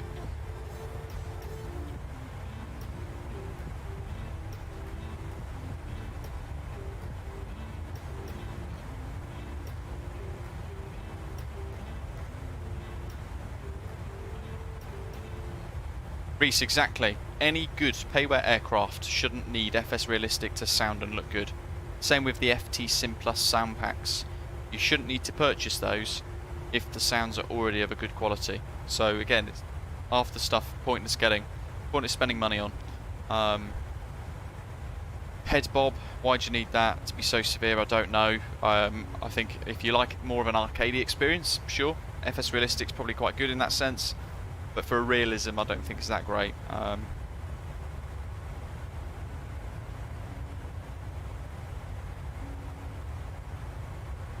Veno saying, what does continuous engine or continuous ignition actually do? So, as I understand it, and again I could be wrong, in effect, with this set to off at the moment, there's no ignition going on. So think of spark in the engine. It's re-sparking the engine, keep it going, keep all the fuel ignited while it's being sucked into the engine for that suck, squeeze, bang, blow of the aircraft engines, right? So continuous ignition mode would be go spark, spark, spark, spark, spark, spark. Off, there would be nothing. If that makes sense. Auto, if it's needed, it would then spark, spark, spark. If it's not needed, it wouldn't.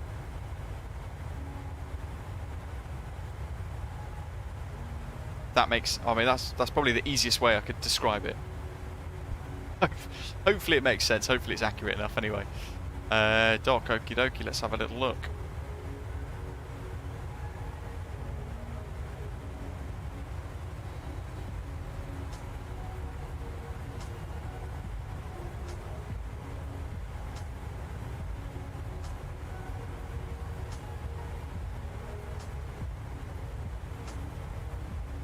Spark, yeah, an ignition spark. So if you think of how an engine of a car works as well, it's got an ignition, hasn't it? So you can't just throw fuel into the aeroplane, into the engines, and expect it to just ignite and go boom. You've got to. An aircraft engine works in 4 ways: suck, squeeze, bang, and blow. So it sucks the air into the engines, it squeezes it through compressors. And then the bang section is where there's a spark, the ignition of it, which then lights the fuel that's being sprayed into the engine, right? So the fuel gets sprayed in as the air's being squeezed through it, and then yeah, the ignition will send a little spark in, which will ignite the fuel inside the aircraft engines, and then you get the thrust, you get the blow out the back of it. So if you don't have a spark, you can't light the engines, which is, you know, part of the ignition sequence when you put it to ground during startup. Where's the link, Doc? I'm trying to find it here.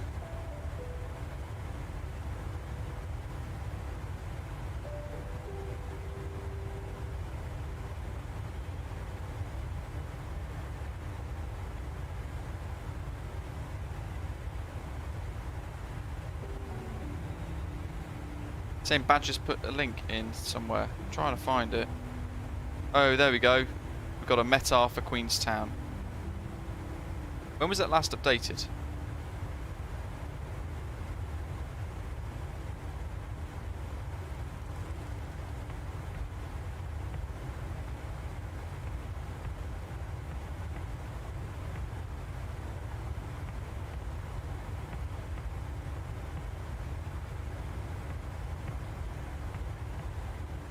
There's no time attached to that METAR.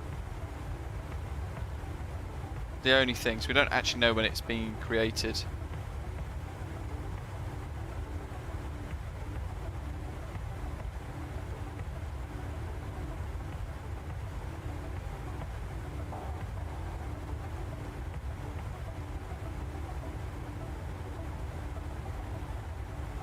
Bitsy's asking about what flight mode is on the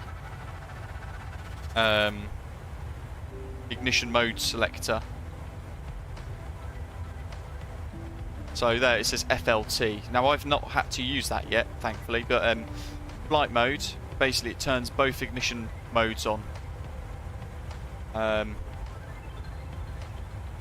So say for example, if you're going through really heavy storms with really intense rain, or if you've had an engine failure and you need to restart your engine in flight, then you would go to flight mode, and it's basically like it's basically like an ignition sequence like ground, but better performing at higher altitudes. Specifically for engine flameouts and restarts in flight. That's how I understand that mode.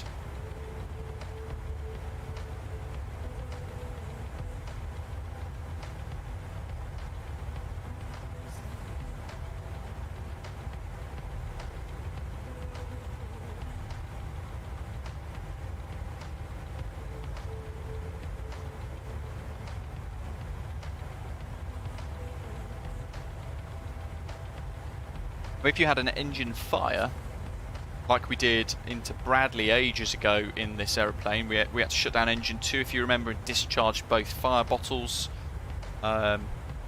shut it down and then land on one engine, if you remember that stream. It was pointless trying to restart that engine in flight because it was on fire and then we'd used all our extinguishing, so the engine was dead. So therefore we just didn't bother, we just left it off.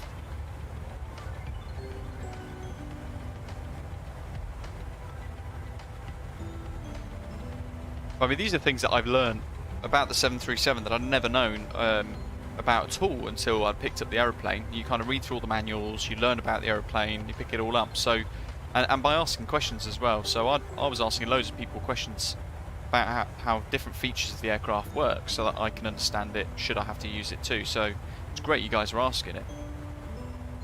And if one person is thinking of that question, whatever it might be, you guarantee there's a couple of other folk in the chat that are wondering the same thing, so it's good to ask.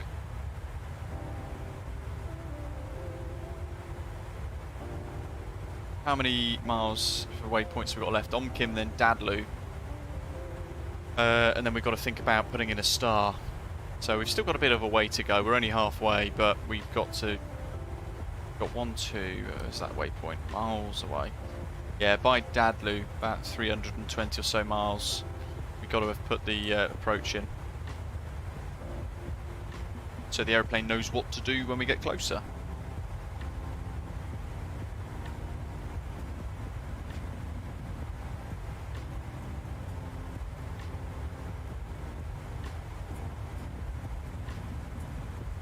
Not much to see down below, sadly. Just water.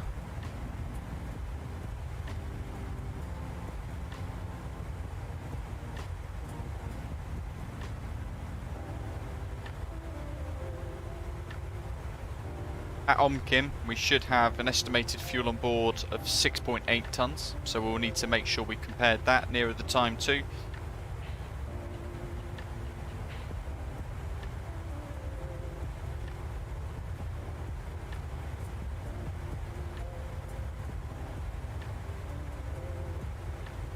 Don't forget as well, with the PMDG 737 you get a like a handbook as well. 120 pages of information about the aeroplane, and it goes into a lot of detail. Granted, I've not read this for quite some time now, but it tells you how to get technical support, gives you a little nod to the folks in the testing team as well. Beta testers involved, Steve Dra, one of the fantastic livery creators for PMDG too. Tells you exactly how to get technical support. So if you go onto the PMDG forums and you'll see a lot of people going, I can't get support, this is broken or whatever.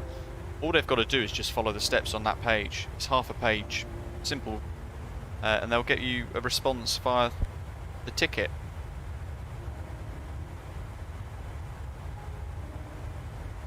Talks about how to activate your product, loads of things, how to install your liveries via the operations center and the .ptp file formats, the different variants, and then it also tells you about your type of mouse interaction as well, because they've implemented their own mouse interaction as well as the default MSFS one.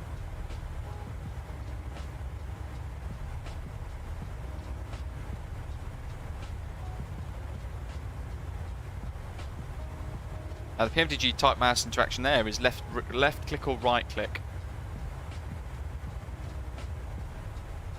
But I just use the MSFS default. Works quite nicely for me. Lots of detail here. Sound settings tells you about those. Setting up the cockpit cameras. Toggle cockpit view free look. Hold, by the way, is what I do. That's the exact setting for when I move around the cabin so freely. So I'm asked about this all the time. Been asked quite a bit recently as well. There you go. That is the setting you want. Toggle cockpit view free look. Brackets hold. And I've got that bound to my right mouse click. So if I press and hold my right mouse click, then that works very well. But you can do press and hold the center mouse as well, my little scroll wheel. I can do that, but I don't use that one very much. It goes into vast amounts of detail. If I scroll down to, that's lots of Q&A. Why is that not working? It'll tell you because you've not set something particular. Talks to you about the details and the quirks of the 737 because it is designed to be accurate. It talks to you about how they've actually modelled the air conditioning system, telling you about how you may think these temperature readings on the air conditioning gauge are as a result of a simple simulation where you set a target temperature and then simply modify the zones, but there's actually a lot more to it. PMDG simulate the whole flow path of air from engine bleed to engine to air compressor to the mixed manifold to trim air ducts, etc., with all the valves along the way fully simulated as well throughout the aircraft. What's new in the MSFS PMDG 737 is the temperature simulation of individual zones based on a detailed heat exchange model that considers thermal loads such as electrical load, supplementary heating source, the number of passengers on board and the distribution to the zones, solar heat, so the areas of the windows, and it depends on the time of the day and the cloud coverage, the state of the doors and the interaction conductivity of different aircraft components like cabin and cargo bays, and how they act between each other too. It shows you how deep the simulation actually goes. Same with the cockpit shaking and everything else too, doors, so on and so forth. Really worth a read through if you have recently purchased the PMDG 737. Gives you a vast amount of detail. Umur, welcome, hello to you. Thanks for joining us today, I hope you're well. Talks to you about the pneumatic systems, tells you about how to tow and push back the aircraft too, because it tells you about the different modes that you can use inside the, oh here we go, master caution fuel. Now we could go to the QRH and go, why is that the case? But we can see here, because the centre tanks are empty. So reset that, low fuel pressure in the left centre tank, we'll turn it off. Recall that, and it's gone. It's now completely shown empty. So we can turn off the right centre pump too. We just recall it, make sure we have got rid of any master cautions. So that's now the centre tank's empty. The Airbus does it for you. It will just automatically change whatever fuel tanks it's doing with Airbus magic stuff. Boeing goes, knock knock, hello pilot, this tank's empty, please do something before the engines flame out, especially with these main tanks as well, if you don't manage the cross feeds and things. The one thing to note as well is we've got a slight imbalance of fuel. It's only 0.5 of a difference roughly, but we can work to try and rebalance the fuel if we can. Might be wise to try and do it a little bit. So what we will do is go cross feed on, valve open, now it's gone off, and the lower of the two tanks, it's only 0.4 difference, but the lower of the two tanks there is the left tank. So I'm only going to turn one off just to see what happens. Now I'm going to turn the second aft pump off. So now both of those pumps are off. Engine 1 and 2 are running on just the forward and aft right tank. We've got master caution for fuel now because of that, but it's fine. Everything's still stable. We're using crossfeed to run both engines. And now we're very quickly rebalancing the tanks. It's only a slight change, but I'm just showing you out of well, to demonstrate it. And then we want to preempt the rebalancing.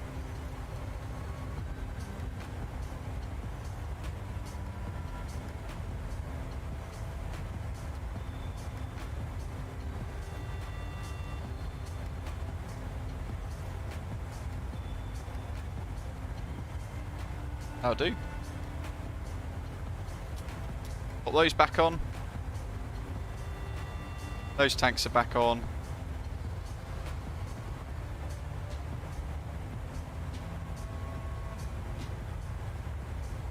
And let's close the crossfeed. There we go. Just make sure we haven't got any master cautions.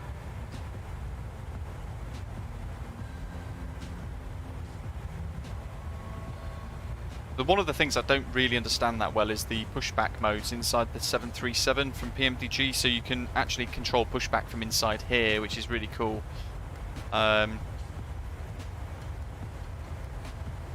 There's a couple of different modes, so it tells you about straight back is the aeroplane being pushed in a straight line to a spot at the distance specified in the menu. They've got standard L mode. In this mode the aeroplane will be turned in the direction and deflection selected by the user in the menu. The airplane will be pushed to a distance as set in the menu page with its tail turned in the direction specified. So that is inside the ground services menu here, which it obviously doesn't actually give us the option of it. It's greyed out because we're in flight. You would find it in there. .the I mode for pushback in the MCDU. That is where the aircraft is pushed off the gate with the tail turned in the direction specified. It will then be pulled forward until it's approximately centered on the tow-in line for the gate from which it is originated. That's pretty neat. Cross the T. That's where, similar to .the I, except the airplane is pulled approximately an equal distance beyond the center line of its original gate. Interesting.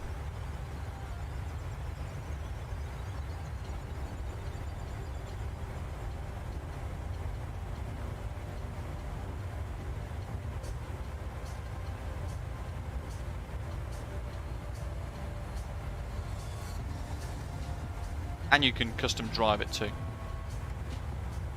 I've still yet to work out how to actually manage the tug myself with this sort of like own self-steering mode.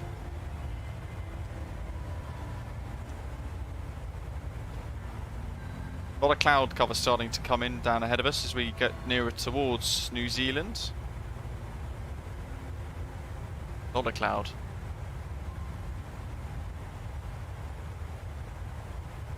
Yeah, as Doc's saying, be very careful when playing with fuel pumps. If you turn the wrong pump off, it can actually basically cause an engine failure. So if you're fiddling with any of these, you get master caution for fuel in the center tanks because the center tanks are empty.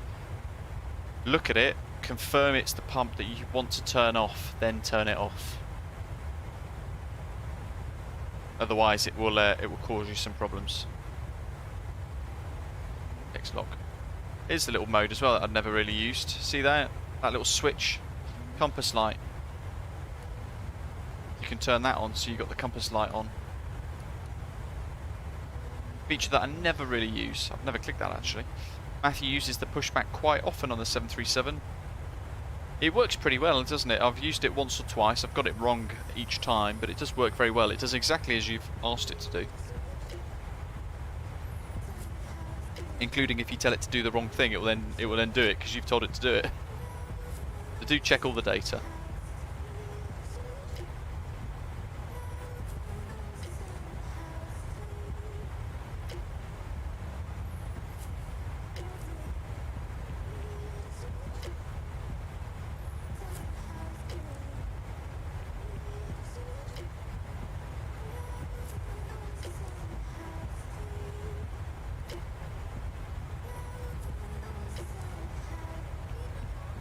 Ian's on his way. Awesome. Let's see if we can spot him on Volanta. There's our little train of aircraft flying along over the Tasman Sea. towards beautiful New Zealand South Island and Queenstown there. We've got Ian, there is Osprey 2472, just tickling the tip of the South Island now, actually, in fact. There's a flight from Auckland to New Zealand. Got NZQ 1231, whatever that aircraft flight ICAO code is for. Wellington to Queenstown in an A320.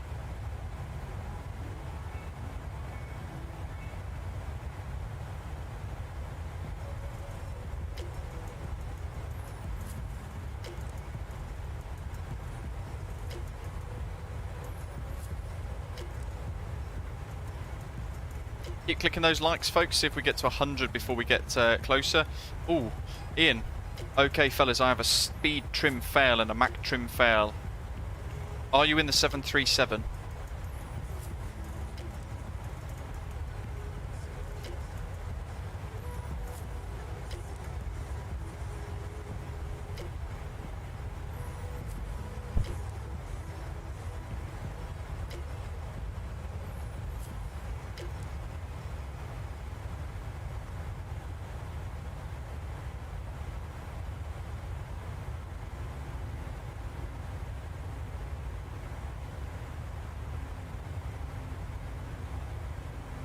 He's having to hand fly it. Check your yaw dampers switched on, by the way, Ian. Make sure that's on. Because if it's not, you won't get any of that working properly. Also, check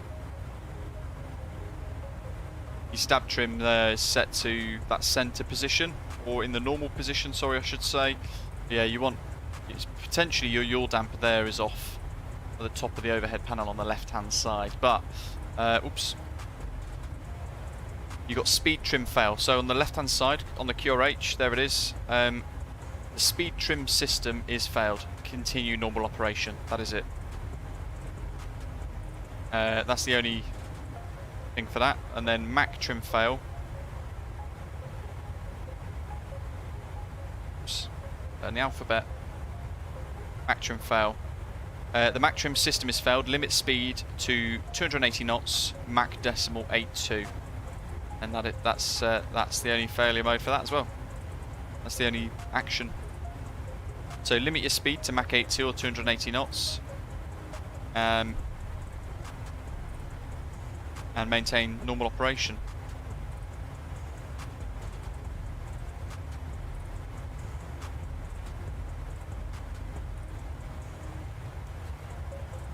Love it, you having to hand fly it. That's fantastic.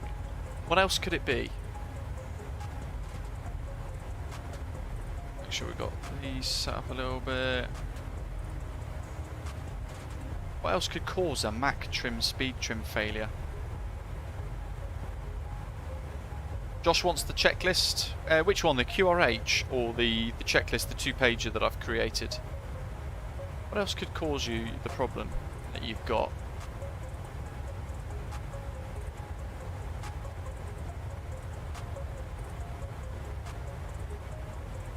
You've got the hydraulics on, haven't you, Ian? 1, 2, 3 and 4 there. And then make sure that all of these are on normal. So normal, normal, normal, normal, and then source auto.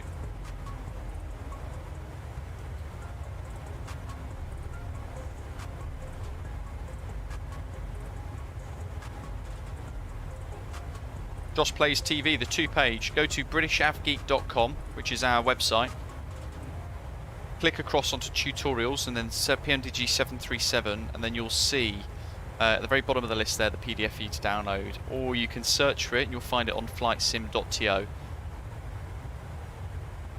There, okay, so they're all on normal as well.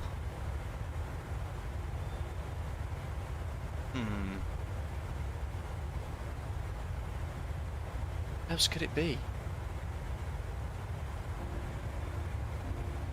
Have you got service-based failures on? Check that's down as well. Make sure that's in the normal position and down.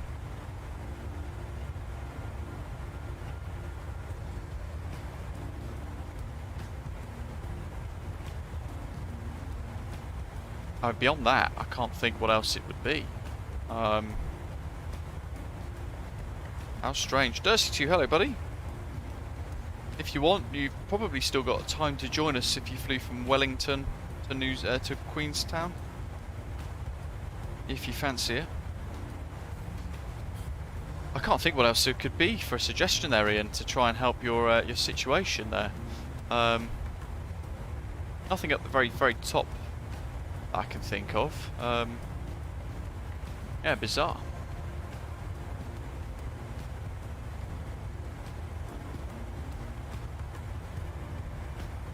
If you've got service-based failures on it, it could well be that you've actually got a genuine service-based failure in place. James, hello buddy. Really good, thank you. Hope you're okay. Thanks for tuning in today. Having a good week.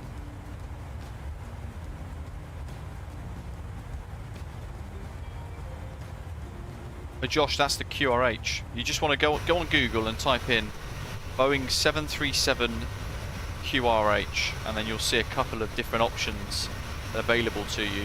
They're all pretty much the same because they're all Boeing QRHs.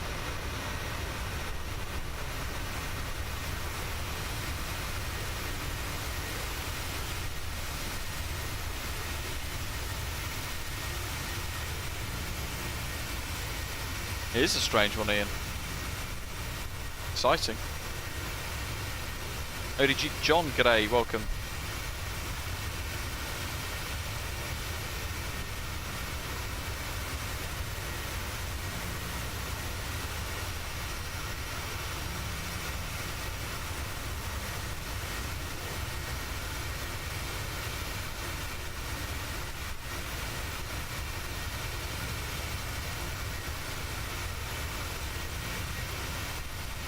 Josh, no worries. Ian, have you put an image of your failures inside Discord? Maybe we can find out what it could be.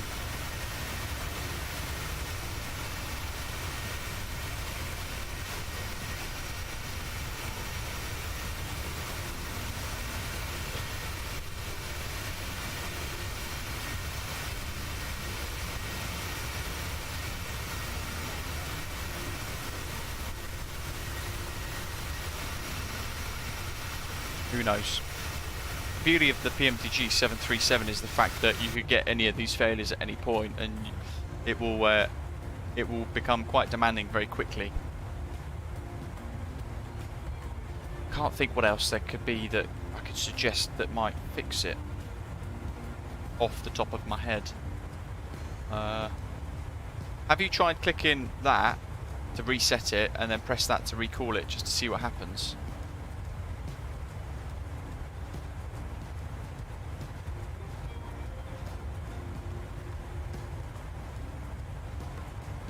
Ian's going to put it on Volanta, awesome.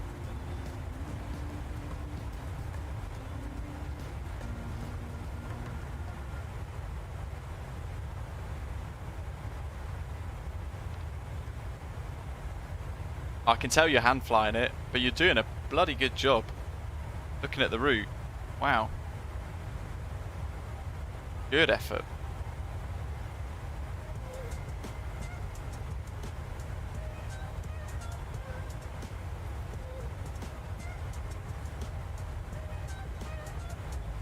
$33 miles to Onkin, folks. Right, here we go. So let's have a little look on Volanta then. This is Ian's troubleshooting live on Volanta. Oh.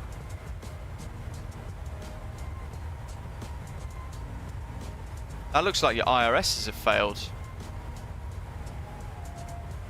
Did you push back before your IRS was aligned by any chance? Because that's a total nav failure. Did you set your position on the aircraft, on your POS bit?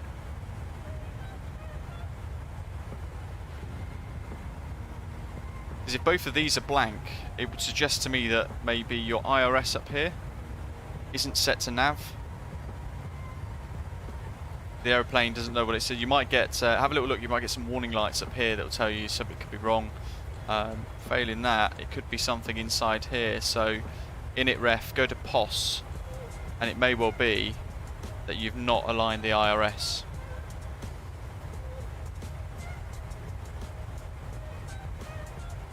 Omkin, 23 miles, 7.2 on the fuel. Let's check out that. It's saying we need 6.8 tonnes.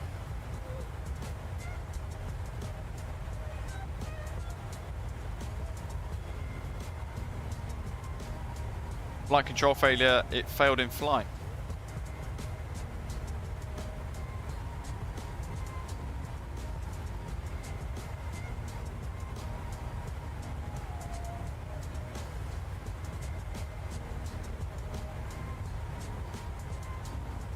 I'm having a little look now for flight control failure.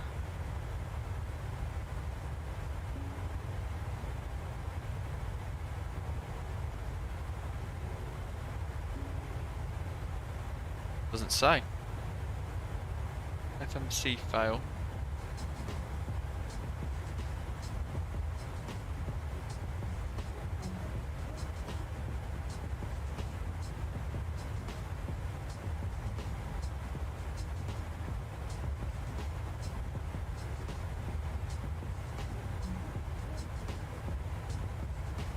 You definitely got the source stuff off, right? Onto normal. Definitely got these here set to like FMC, normal, normal, normal, normal, and auto. It's the only thing I could think of that would fire these back up again. Failing that, have a little look to make sure you've not flicked any of these that could. Actually, no, because it's not aligned, is it? But yeah, basically you've got to hand fly it like a boss. The question is, will Ian make it into Queenstown, hand flying the whole thing? Ian, if you make it, I will make an achievement. You're tracking it on landing rate monitor. I would make an achievement on the FS hub for us, and yeah, I'll give you an achievement for it if the landing rate is good as well.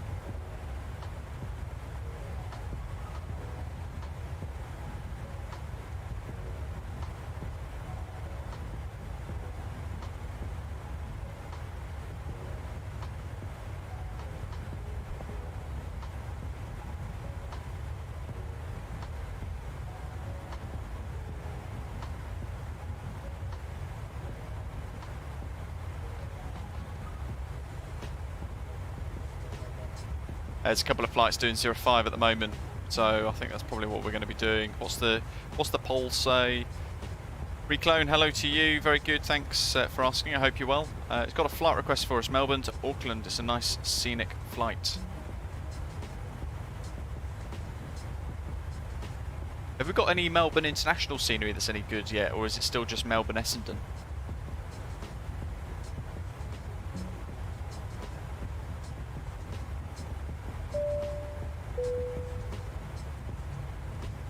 Hopefully, Ian, you can trim the aircraft still, so you can still actually use the trim to try and keep it nice, straight and level and smooth.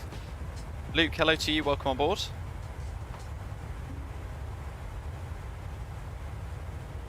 Thanks for subscribing to the channel, it's great to have you here. Matthew, exactly, yes, we're all counting on you, Ian. Definitely buckle up.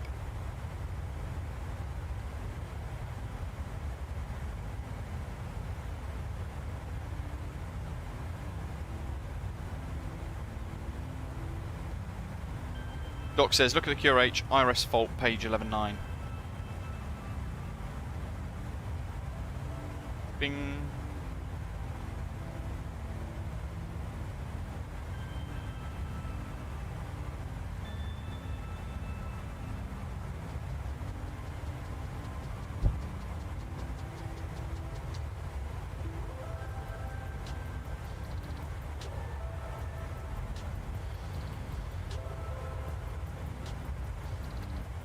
Jesus, this is huge. IRS fault. Here you go, Ian. Good luck with this. One or more of these occur. An IRS fault occurs, or on the ground. Well, that's not relevant because you said it happened when it was airborne. So, oops. Choose one. On the ground, step 2. In flight, go to step 6. So, in flight, step 6. The IRS, ATT, and/or nav modes may be inoperative. Choose one. Autopilot use is not desired. Autopilot use is desired. Well, I think, Ian, you'd like to use autopilot, wouldn't you? So,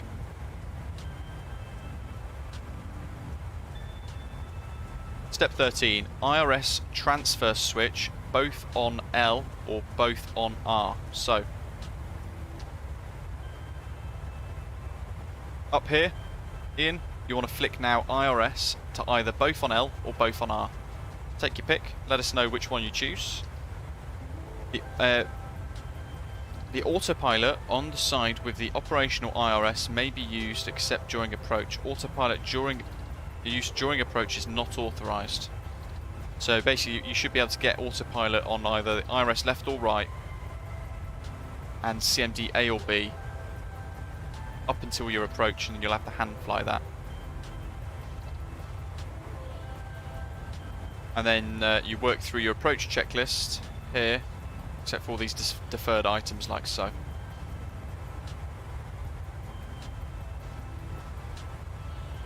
MHS, when will the 800 release? Hopefully middle of August maybe, who knows. The 600's coming next, that's coming in the next few weeks.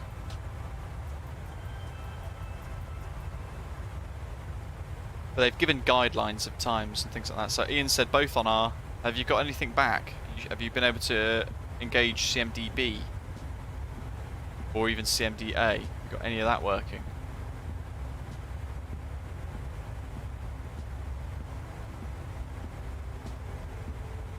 You should then at least be able to engage maybe heading mode instead of LNAV.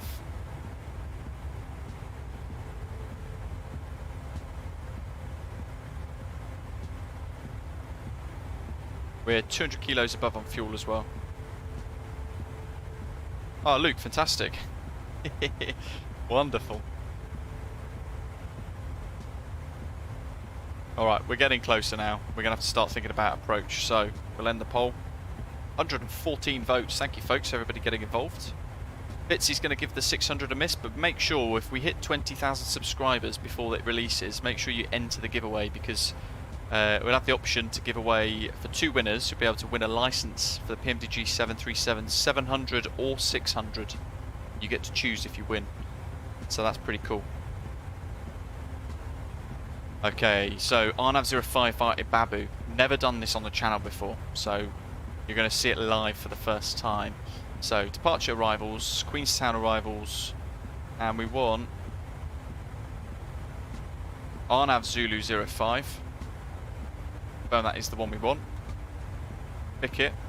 Transition via Ibabu, and we want the UBDA 3 Alpha arrival via ADKOS, which is there on our route.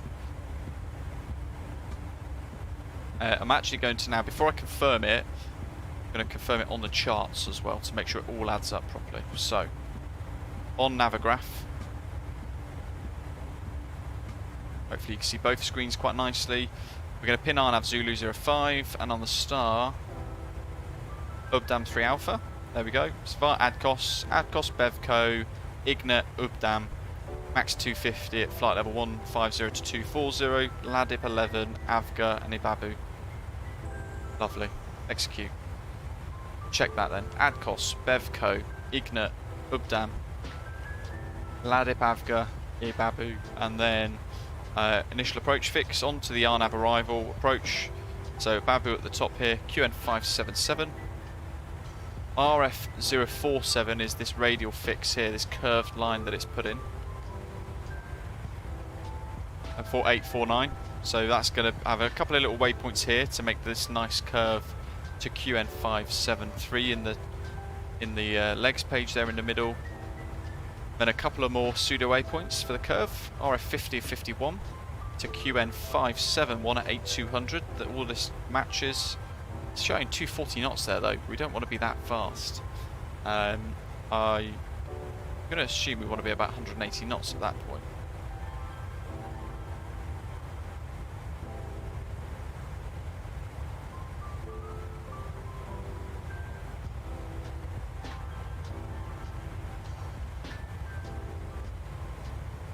.83. That's only 15 miles. About 20 miles to Mogba at 5.5 for then a 7-mile, 10-ish mile final. Definitely don't want to be at 240 knots at that point, but let's see what else is there. So QN571. RF052053, QN 569, 565, 226 knots with the deceleration, Ogper at 206, that's only 2 knots, interesting. It's like it's given itself a lot of work to do. Maybe we'll leave it on VNAV just to see what it does, see if it can actually handle this. Amubo at 153, so that's our final approach then, look. And then our touchdown. Missed approach is the dotted line.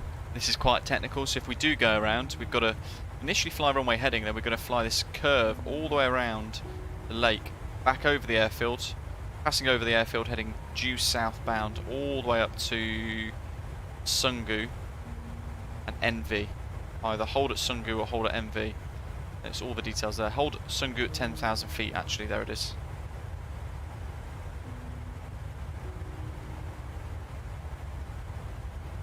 Interesting. Not even sure what this is going to look like when we come to do it.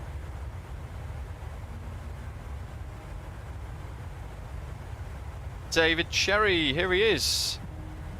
Talk of the Devil. We're mentioning you earlier, actually. The creator of the livery that we're in today, folks, is in the live chat. So hello to David. Thank you for your work. There it is. On flightsim.to. You'll be able to find this livery and the older version as well. There's a couple of options available for you. Phantom says, do the missed approach just for fun. You think I'm a madman?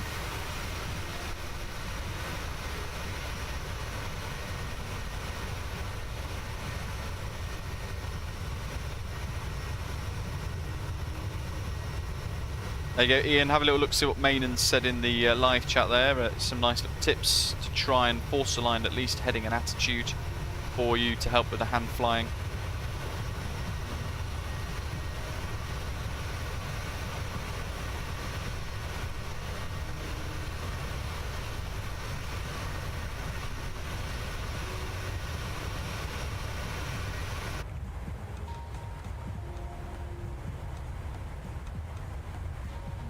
Oh, Doc, fantastic. That is very good to know. We've got a little while to top a descent, actually. It's about 260 miles away. 138 miles away, sorry. But we can go into forecast and we can put a rough QNH in based upon a meta that we've got. QNH 1014.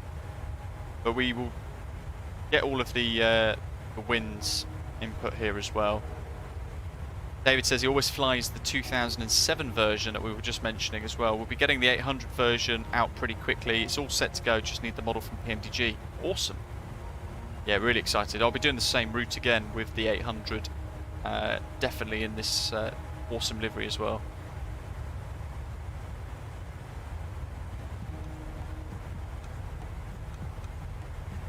Transition level flight number 150.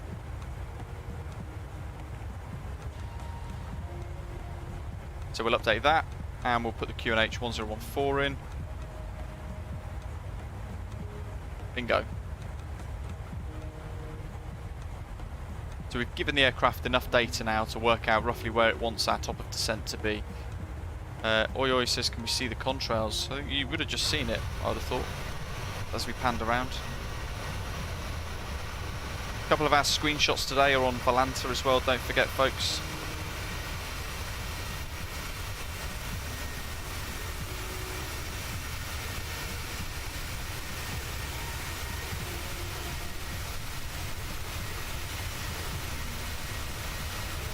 Oh, David, awesome. Very exciting. Keep my eye out for those.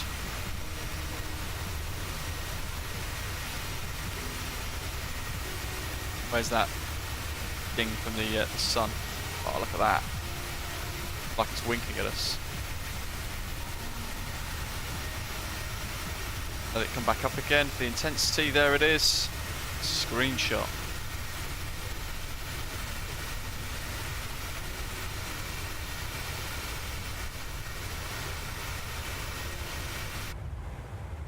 Okay, we can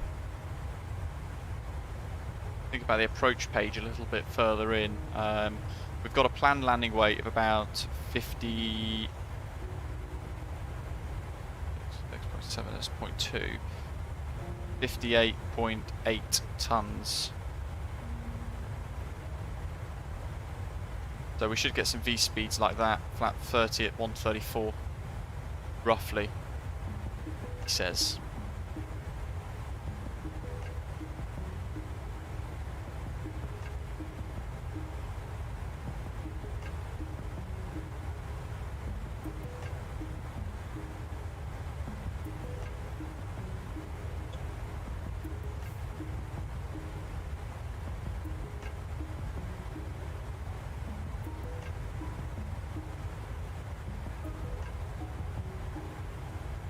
Thinking about the RNAV, what we might do, we mentioned earlier about tracking VORs. Now, there's a VOR here, kind of where this curved line is for the missed approach. There's a Queenstown VOR. We don't need to worry about tuning that if we don't want to, because of this particular approach not needing it, but it might give us a nice little indication of how far the airfield is. So 113.6 for the Queenstown VOR, and I'll tune that in anyway. And then I'll set course for runway heading, just as a just to see it, if that makes sense.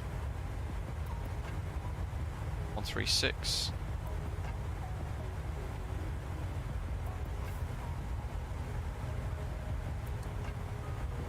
We're way too far out to pick it up yet, but that's fine.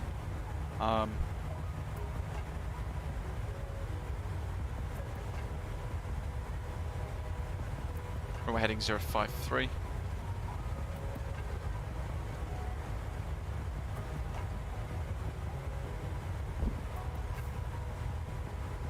So remember, we wanted flap 30 with auto brake max.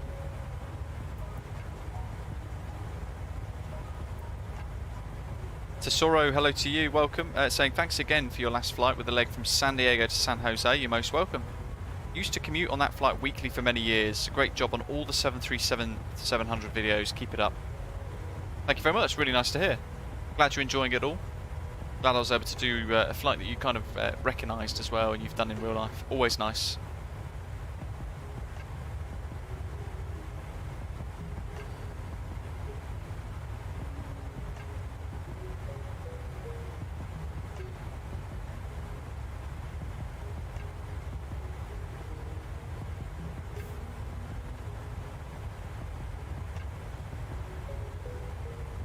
On the star, Dam 3 Alpha. MHS. Can't decide between this and a Phoenix. Well, they're both very good. The question I would ask you, I guess, is, because I can absolutely hands down recommend the 737 over the Phoenix. But the question there I'd ask you is, would you rather wait for the 800 variant, or would you be quite happy with the 700, which is amazing anyway? And or would you get both? If you would get both, definitely get the 737-700 now, because it's on offer until the 600 releases, then the price will go up. If you're only going to get one, you want the 800, then I'd say get the Phoenix A320 now.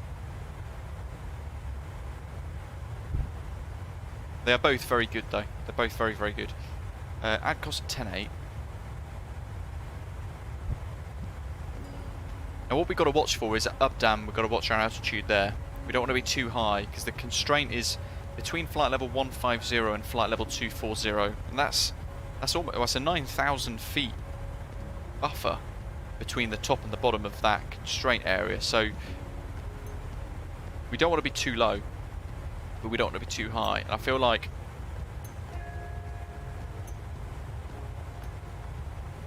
flight level 150 is probably the better bet. Do we want to be nearer towards the bottom of the VNAV element there? Who knows? It says by ATC. It wants us to be at ladder pit 11,000 feet. It says at or above. So if I go in now and I amend this constraint to 250 knot max anyway, flight level 150.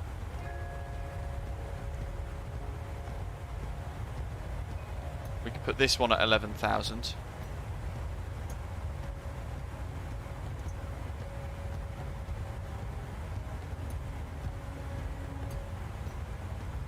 Actually, let's erase that.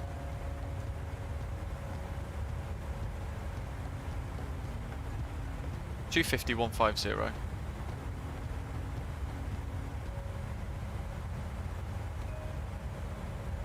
Because the one after that looks fine. It should be able to work itself out quite nicely. Avga at 11,379. Ibabu between 10 and 12. Now,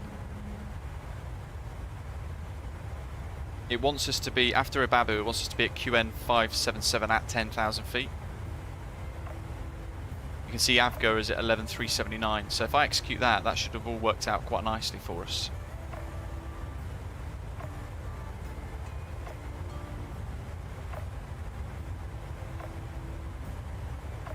I'm going to do a speed constraint here, 180 slash Babu QN 577. Cool.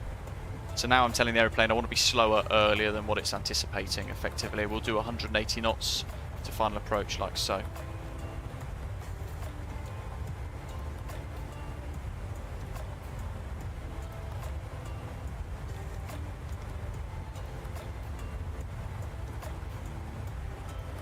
Bitsy, yeah, it's a bit better performance-wise, but I still find that it's not anywhere near as smooth as this aircraft performance-wise for me.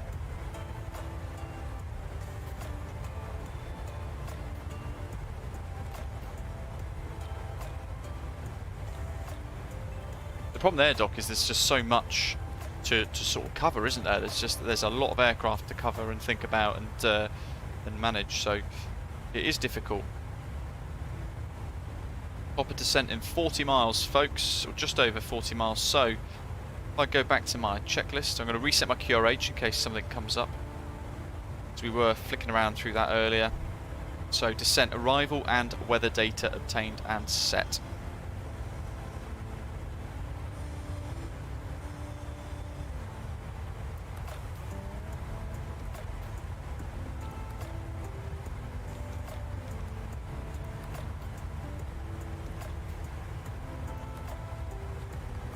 UNH.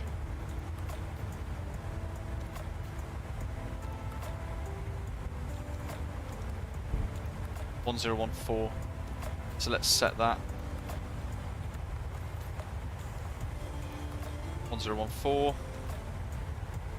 A standby box. Destination weather. So we've got our arrival obtained and set as well. It's going to be the UBTA 3 Alpha arrival via Ibabu for the RNAV 05 Zulu. Landing altitude check 1,200, needs to be in the pressurization panel for landing. There it is, that's confirmed correct. And radio set, don't need to worry about anything. We're on Unicom 1228. We've got a VOR 1 set for Queenstown with a sort of pseudo fake course set for us as well, aligned with runway heading.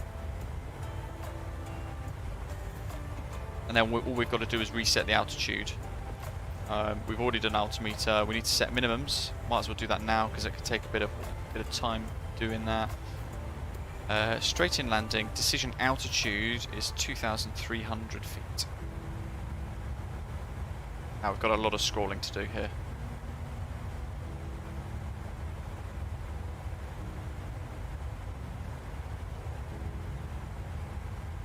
Two, three.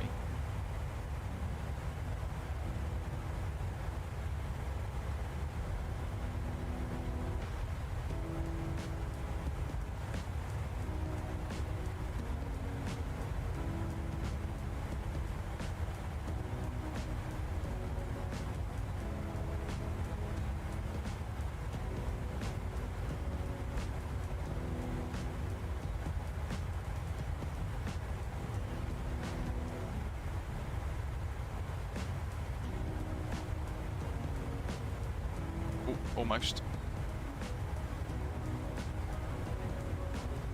There we go. So that's our minimum set.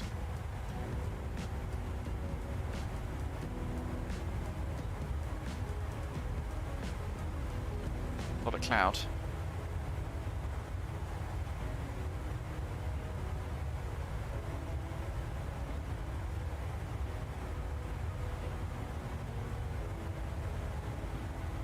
That is an interesting one.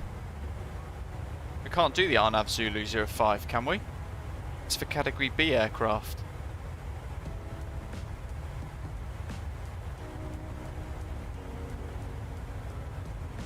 I'm sure it'll be fine.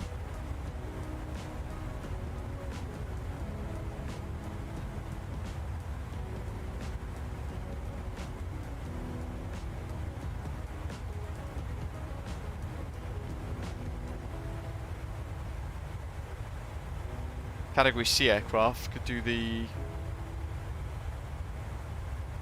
Jesus, is that the minimums for Cat C? Holy moly, 4,120.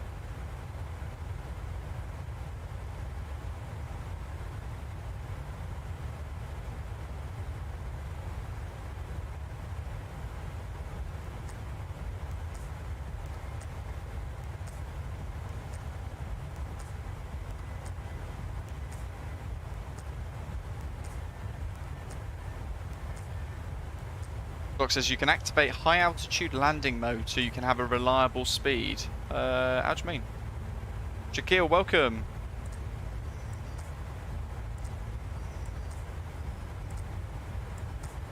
Yeah, we don't need to descend just yet. Top of descent's in about, well, 10 miles or so. So I'll reset the MCP in a second. We've kind of paused at that part of the checklist.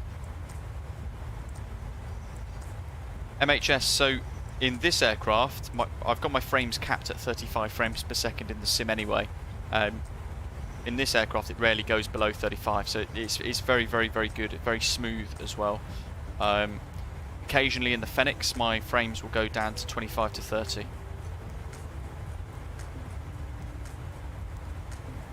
Right, what's next?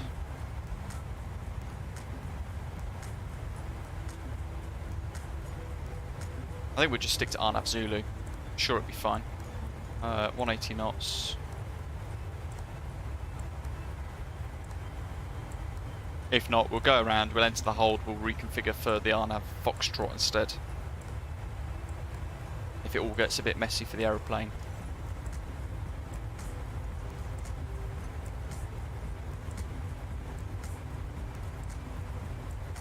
Yes, what do we want? About 10,000. It's warning us there. Reset MCP altitude because we just about hit top of descent, so quickly scrolling now. Send it to 10. So, I don't know if you saw that. It's very, very quick. Basically, we're getting very close to top of descent. In fact, we got to about 10 miles to top of descent. And the aeroplane recognised we'd not reset our MCP altitude. So we got the FMC warning light there appear. And then on the bottom here on the scratch pad it said reset MCP altitude. So the aeroplane tells you you've missed a step or you need to get it done before top of descent. So minimum set approach has been briefed, auto brake set as required. We wanted auto brake max and full reverse. So we're going to stop pretty quick. Down we go. Into some pea soup. Hopefully we are near the New Zealand coast. Got the updated New Zealand Orbx Mesh today installed as well. Hopefully we get to see some of it. It's the mountains ahead. Snow-capped mountains.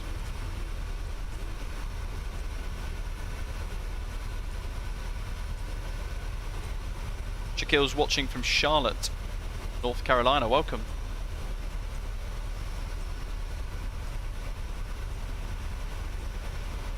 So we've got a set local QNH, which is 1014 when we get below transition.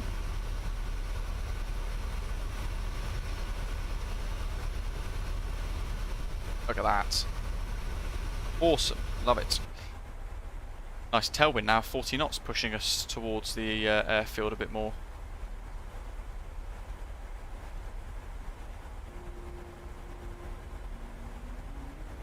Yeah, Doc, I was just saying that. I don't know if you weren't listening a few minutes ago then, it seems. Alright, we could just switch it up and do that then. So, RNAV Foxtrot 05 is this.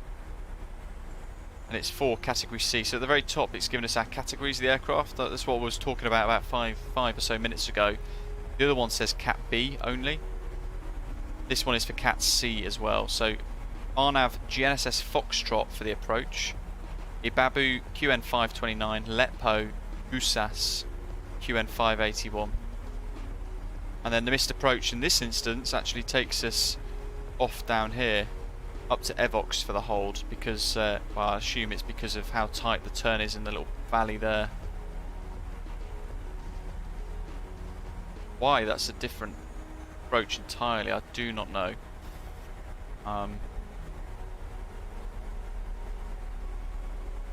Question is though, you've got a couple of minutes, guys. Quickly smash in the live chat. Do you want us to change the approach to the Foxtrot, or should we stick with the Cat B RNAV Zulu?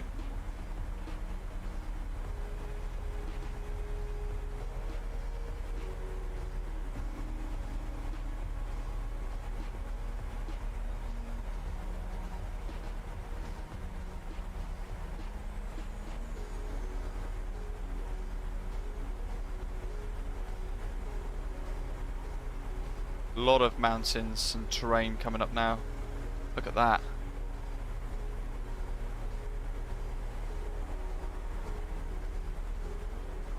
Keep those likes coming as well, folks. Little thumbs up keep to get us up to 100 if we can. Shaquille, keep the RNAV Zulu 05. It looks pretty dicey.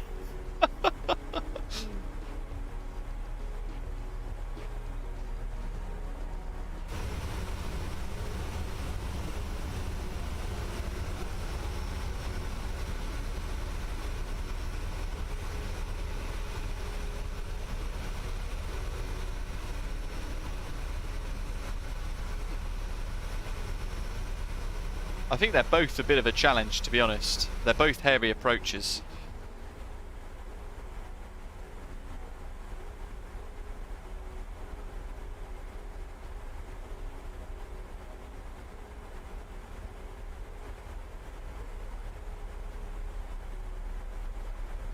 Oh, what? Doc says the last time we've... so now the RNAV Zulu Runway 23 is for Cat B only 2. Let's just stick with the RNAV Zulu. I'm pretty sure at some point recently that must have been changed to only Cat B then.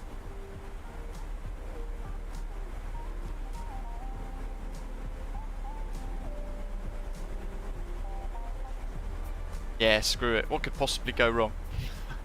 There's the VNAV vertical deviation, look. It's telling us our flight path angle, vertical speed, and it's also giving us our vertical deviation from our LNAV path. So it's telling us at the moment we're 30 feet or so low from the exact figure that it wants us to be at. I'm fine with that. Keep that recentered, and we want to go ding dong for the route. Ladies and gentlemen, we are now descending and preparing to land. Oops, Please oops. ensure that your cabin bag is Got safely it. stored. Make sure your window blinds are up. I'm just not Seats liking are in this. upright position and your table trays are Yep, is there folded. anything anywhere I can find aircraft categories in the definition? So it's all dependent on approach speeds.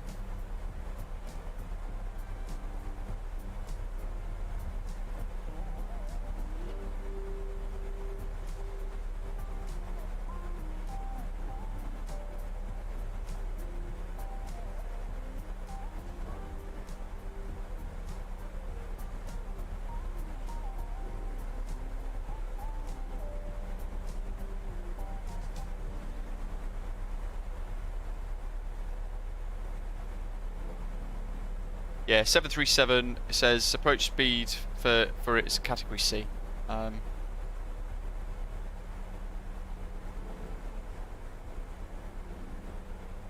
Cat B is going to be like the ATRs and all that sort of stuff. Look at the Orbx Mesh, folks.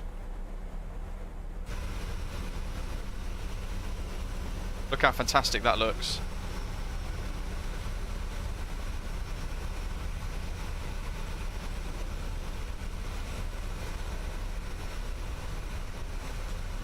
How fantastic.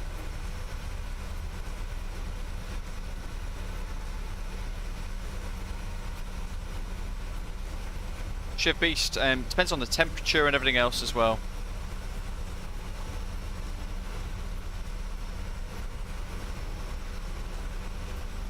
Okay, back to the flight deck because we are in the busier phase of flight now. Let's bring this in. We want this to come down on the VNAV to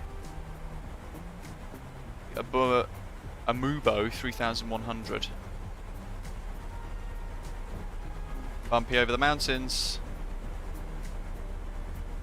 Orbx brake 3 set. We'll continue through the transition level, which we've already got pre-armed of 1014, so that's set, and our refs are set as well. Temperature in Queenstown at the moment is -1 degrees, dew point -2.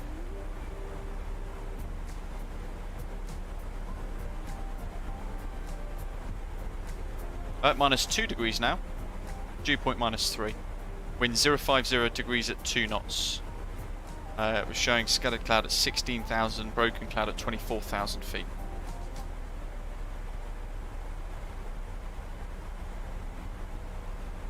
Final check of the legs, make sure we've got no discontinuities, we're happy with the data. There's our missed approach. I mean, the missed approach is going to be hairy with this if we do have to go around, because it's designed for Category B aircraft now. They've changed the classification. We planned for 59.8 tons, didn't we, for our touchdown? No, 58 point... Sure, actually. It's 1 knot difference. We'll monitor that as well, very closely. Right, I might leave that open. Go through transition. 1014. We're going to continue descending through that, so we might as well... In fact, 150...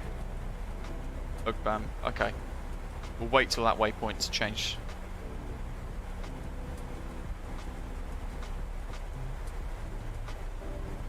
Look at this. Get some wing views. Oh. Orbx NZ Mesh. All fixed again. It looks spectacular, doesn't it? So nice.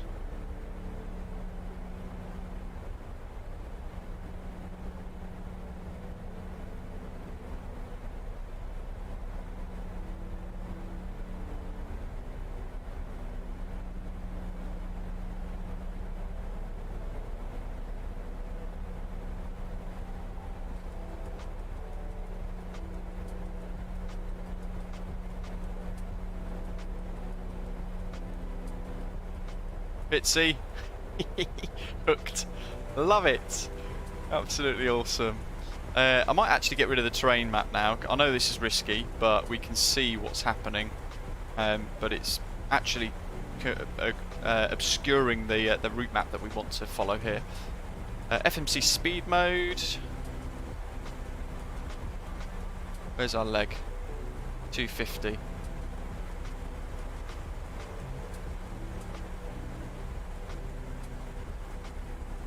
Look at that. Absolutely stunning. Not long to go now, folks. Time to fasten your seatbelts.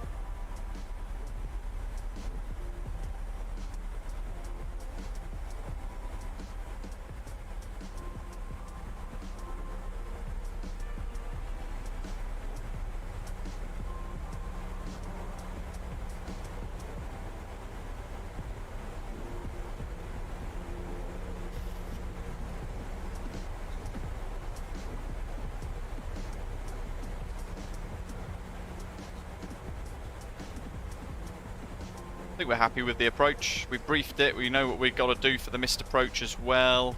13 more likes to hit 100, folks, as well. Keep it coming. Move the heading bug. Through standard pressure. Speed's dropped off as well now, that's nice to see. And let's bring that, that's at 10 miles at the moment. What else? Swim and climb, welcome. Thank you, buddy. 7.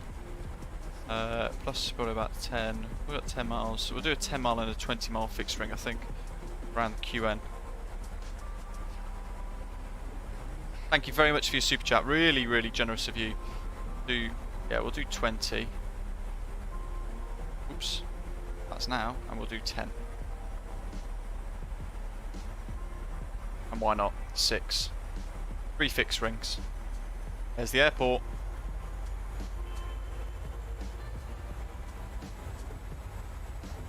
Get rid of the music.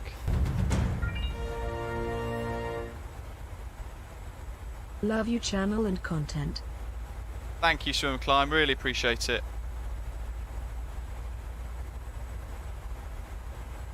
Decel point at Avga coming up. We're going to continue all the way down to 3,100. So where are we now? That was Ladit. Queenstown traffic, Qantas 121, QNH 1014, inbound on the up to 3 Alpha RNAV arrival for the RNAV approach, runway 05, inbound Avga.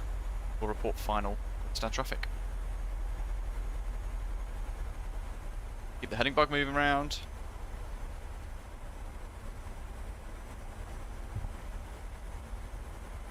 Breathe the passengers too, yes.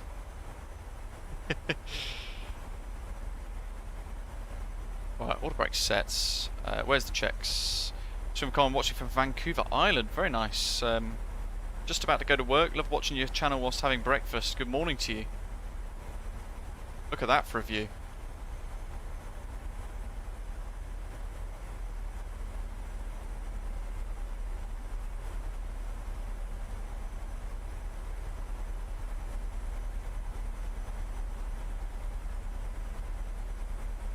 That Queenstown is there, just below that ridge. The RNAV approach is going to take us around this bit of terrain here. It's going to take us over there and in. Never done this before. Trying to visualise what it's going to look like. Hey, Queenstown. Queenstown traffic. 1, 2, 3, 4. Pop the logo lights on. Why not? EP, great to see. Approach, right, nav course frequency set, speed is going to be in limits soon. Speed brake, don't envisage needing to use that, let's arm it before it gets too busy. And init ref. Keep an eye on the V speeds. 135 would be 140 approach. Queenstown traffic with the 331 is on short final for runway 05. Queenstown traffic. Get my feet on the rudder pedals.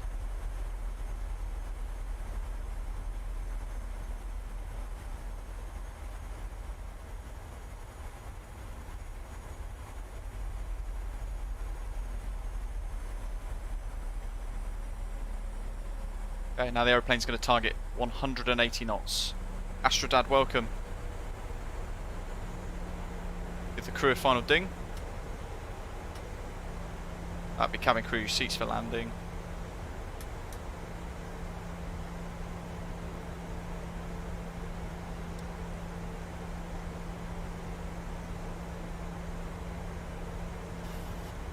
Actually, let's use a bit of flight to 10. Get those speed brakes out, shall we? Got a couple of knots before we have to think about anything else, so let's have a little look about some screenshots.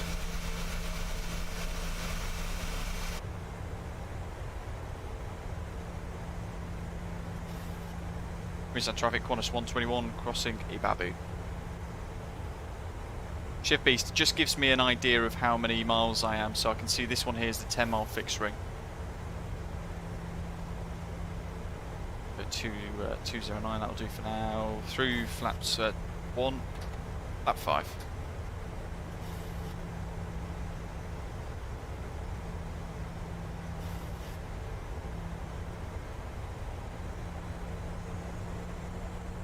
On 95.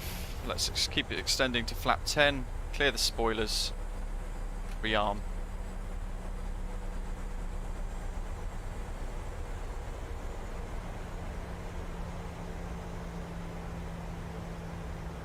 Something like that would be great, wouldn't it? I've got Sky Dolly recording this, folks, as well, so remind me, once we shut down, well, once we park up on stand, We'll watch a load of people come in, and then we will replay our whole approach and landing through these different stages, if that sounds great to you all. Set 180 now. This round we go. So Queenstown is just behind the wingtip there. In fact, that's the runway, right at the edge of the wingtip by the nav line.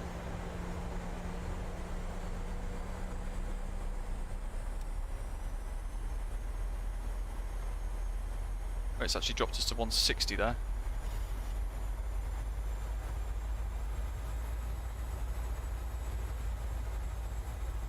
That'll do. Gives us more time on the approach. Slower we go.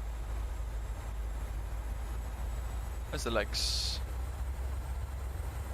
Yeah, fast for 180, but that's fine. Speed brake is armed. It's holding flaps 10 really nicely here, that flap 10 speed.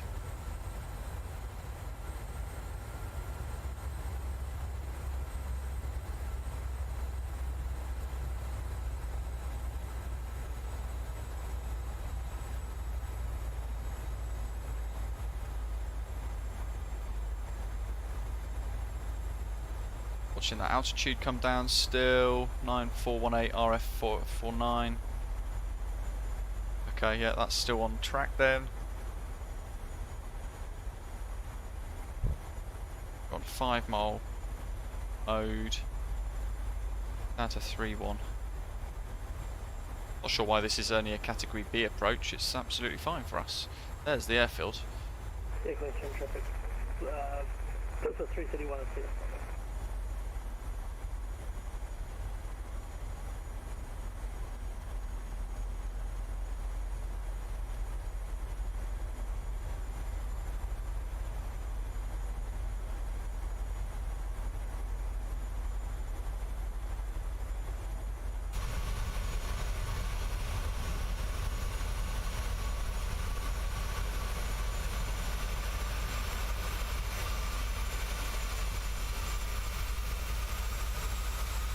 Not too long to go now, folks.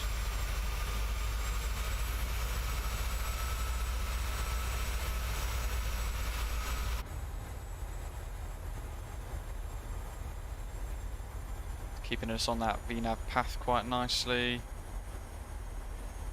Watching it like a hawk.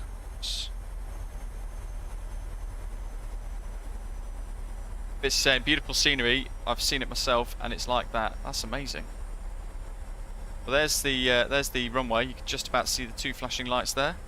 That's where we're heading. We're a couple of miles out now. We're about 20 mile fixturing is at 10.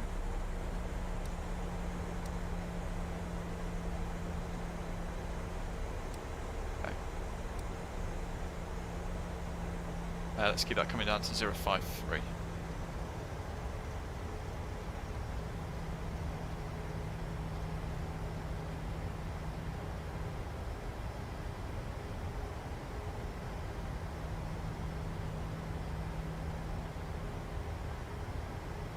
Yeah, they certainly do fly direct to Heathrow via, is it Darwin?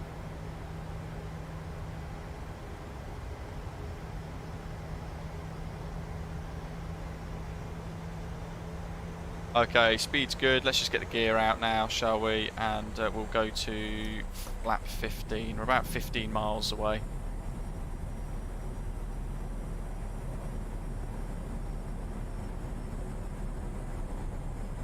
Approach mode, arm. Glide path, RNAV, active, lovely.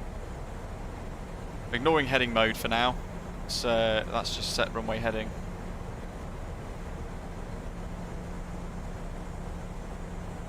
I'm going to set this to 10, which is our missed approach.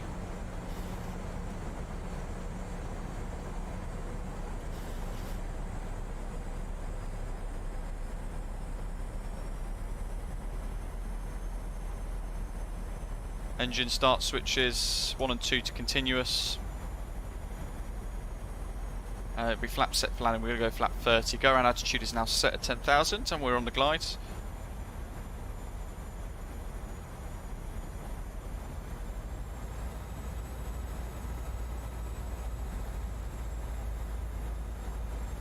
That's giving us 135 still. We're actually heavier than we anticipated. 135 is going to be 140 knots. Queenstown traffic, Qantas 121 is final. 10 miles, runway 05.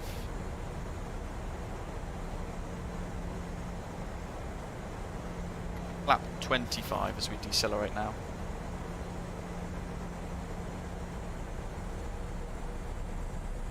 This monitor, be prepared for a go around. We've got my charts ready. Mod put 5.5. That looks nicely on profile for us at the moment. 7,890, about 10 miles to go. Speed is time, folks, so don't be worried about actually slowing down a bit sooner than you would like. Perhaps we're depressurising quite nicely here. Is overhead Avgar, expecting the RNAV Zulu for runway 05. Queenstown traffic.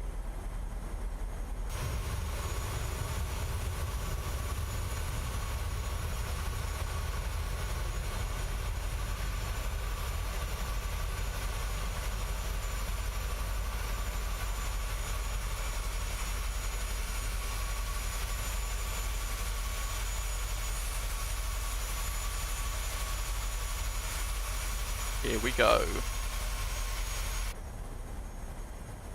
Final stage of flap, flap 30.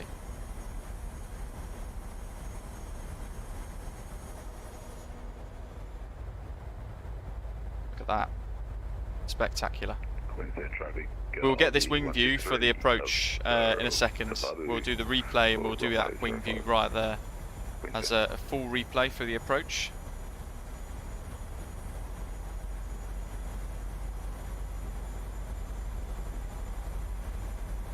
There's the runway.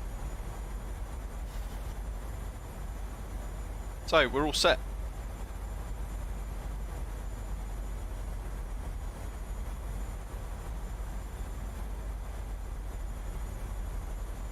Yeah, we're all set.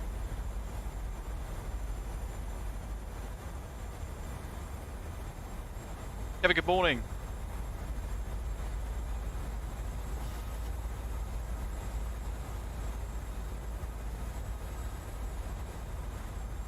That. How fantastic.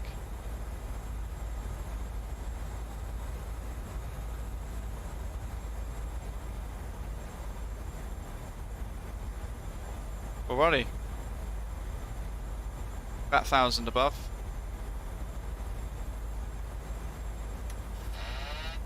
I throttle my controls.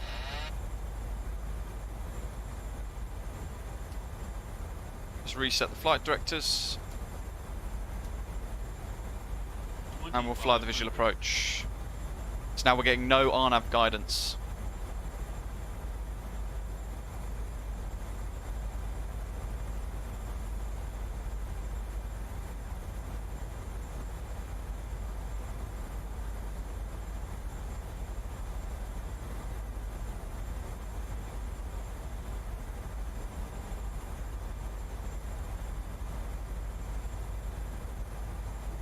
Let's go for a butter, James says.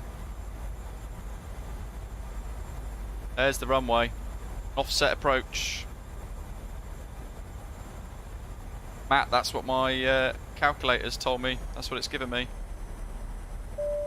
Little dip in the engine there just to give us a slight drop in our rate of descent. Retrim. Matt, welcome aboard. Thanks for subscribing to the channel. One red.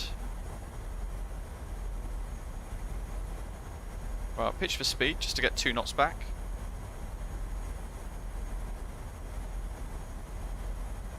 Queenstown traffic, Qantas 121, short final.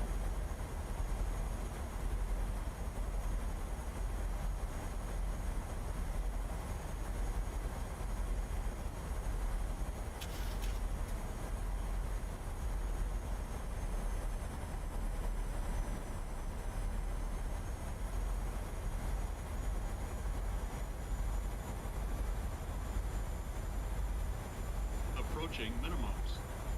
Okay, while we're stable. Continue. Minimums. Terrain, terrain. Pull up. Shush plane. Terrain, terrain. He's looking ahead thinking, we're going to fly into that hill over there if you don't do anything, Mr. Pilot. 1,000. Okay, let's start the turn. Nice and smooth.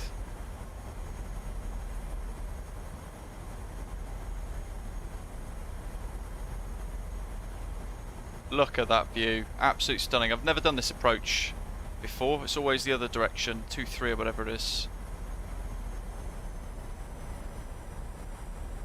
A little bit more of an adjustment there on the bank. 2 red, 2 white, let's capture that. A little bit of slip. Queenstown traffic, Osprey 722.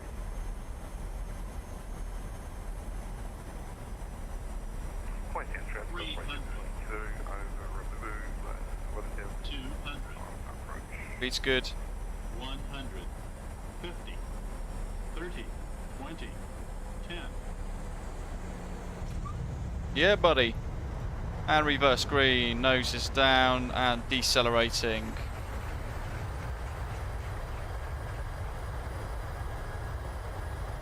Off the brakes.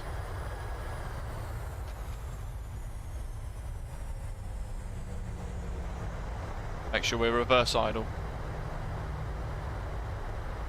Manual braking.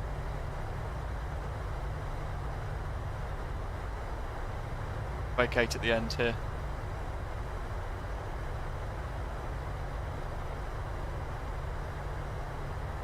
Can we vacate at the end here?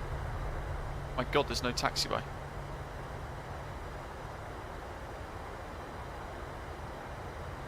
We can't vacate there then, can we?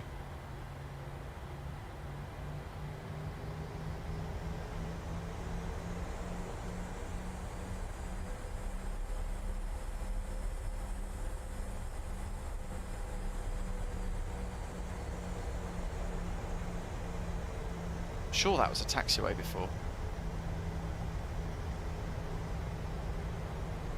If I'd have known that, I would have had left maximum brakes on and got off nice and quick. Queenstown traffic, copy 163, 515 for runway 05. Holy smokes. Yeah, we can't taxi on that.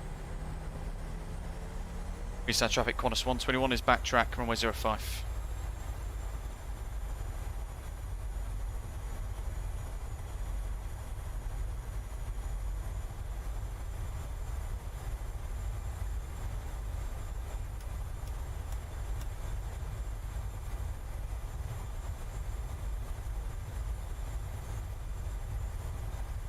Make sure we've got our speed nice and high.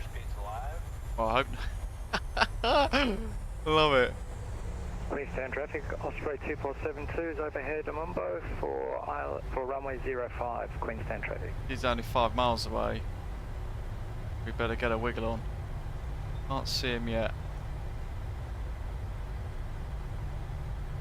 There's our vacated Charlie 2, Charlie 3.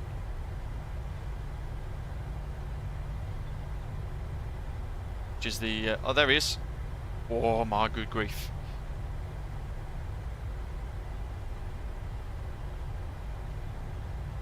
Alpha 4. Jump overshot almost.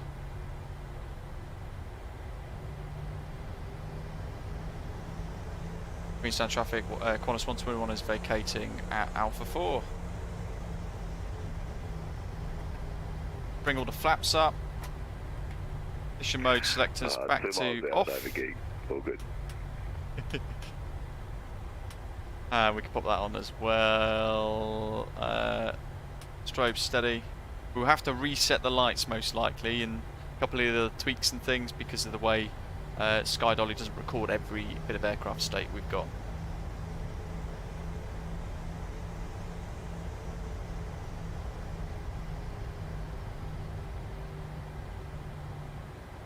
Just across here. Oh my god, I pressed the wrong button.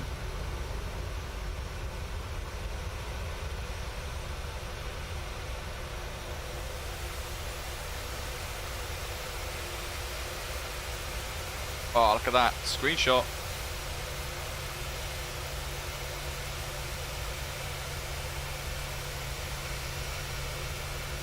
Nice.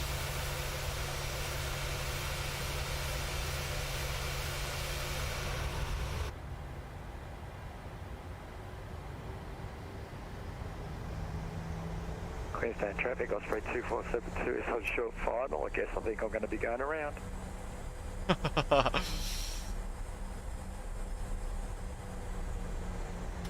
Is it R5?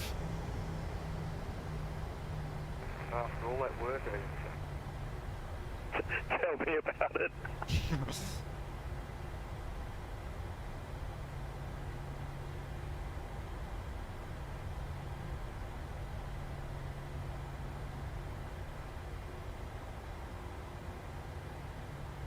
Actually, Osprey 2472 is actually going to try and make it. Yeah, these taxi roads are like goat tracks. R6. Ah, well, I parked at R5. I was close. Right, we'll leave all this on because... Oh my god. Where did it come from? Oh.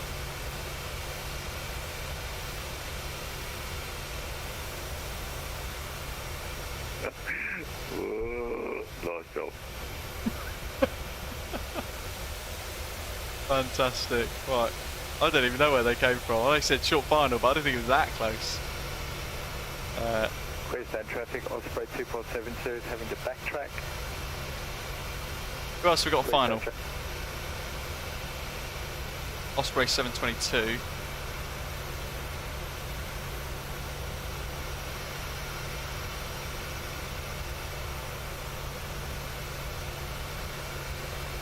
There he is, Gav, coming in.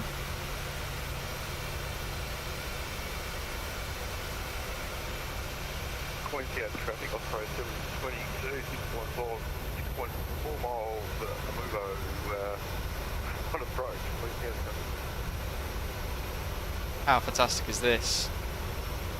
Can't beat a Queenstown flight, can you?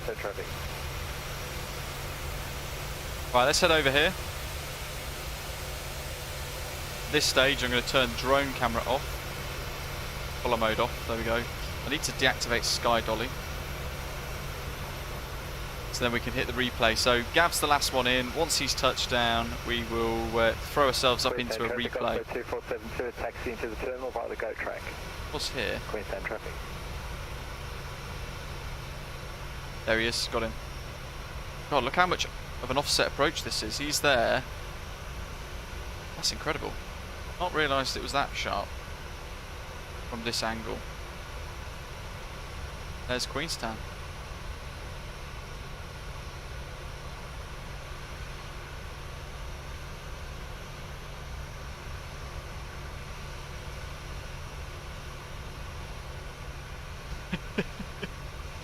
Hey, cheating.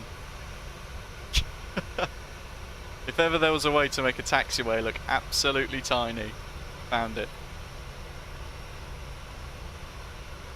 To be fair, the MSFS default scenery here, handcrafted stuff you get from MSFS, actually has nice wide taxiways there that could fit an aircraft like that, so makes sense. Might as well use it. I reckon I could have done auto brake 3, you know. Still got a few minutes before he's down.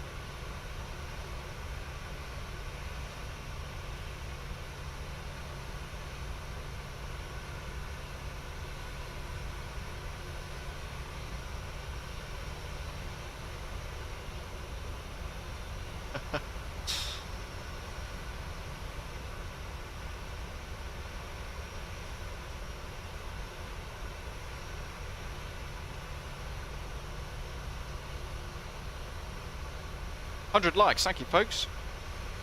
Yeah, the actual sort of city area is over there. But yeah, the airport itself and the sort of buildings to support the airport is all there.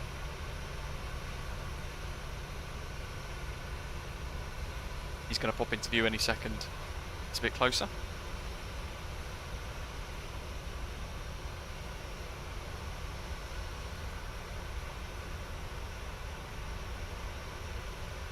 What do you reckon? Is it going to be butter? What was our touchdown rating actually? 207 foot per minute. Lovely. 0.94 G. I'll take that. Happy days.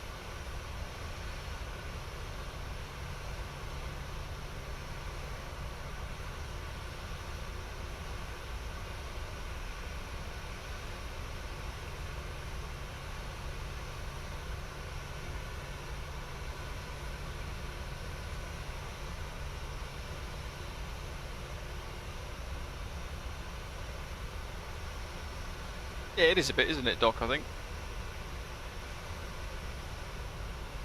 Here he comes, doing it for the Ospreys. God, that is such an offset approach. Jet Beast, hi, how do you know when to arm approach mode during an RNAV approach? So, I treat it as if, well, it depends if it's a GNSS, it allows you to do it.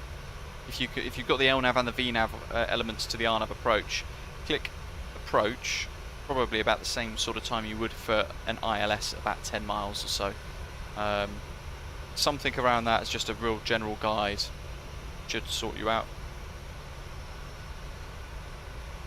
But it depends on the approach itself. Badger.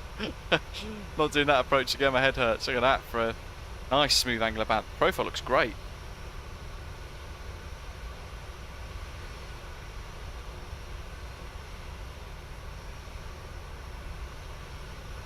That looks expertly flown there.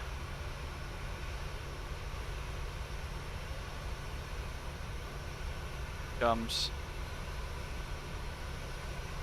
Looking good.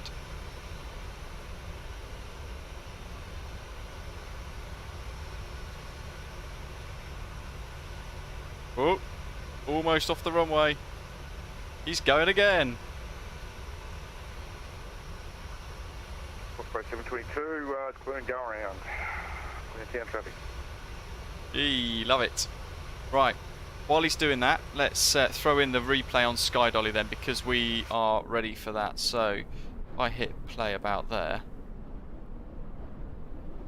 we drop back into the aircraft. There we go. So we can just make sure we've got all of our lights and stuff reset as required. We want that on strobe steady, put those in continuous. Unlucky there, Gav. Showing gear down already. Yep. You can't win them all.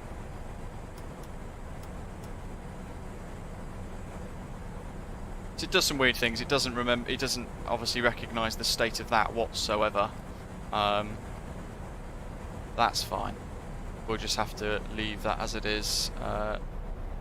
Actually, is the speed brake armed? Because it doesn't recognise that either. Master caution. Hello. Air conditioning. Fine. But Sky Dolly absolutely smashing the throttles. Good grief. Poor PMDG.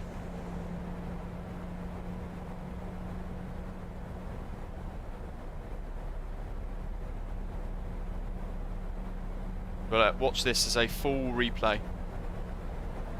Gav could just depart, climb up and away, and then route back round for the approach.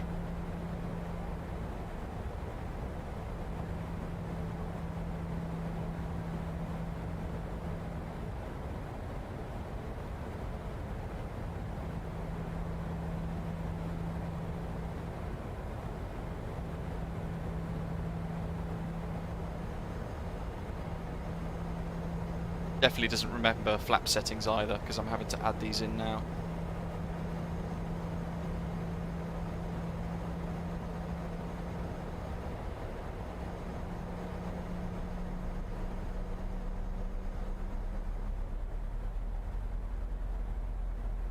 Get all the nice upgraded sounds in the PMDG 737 as well.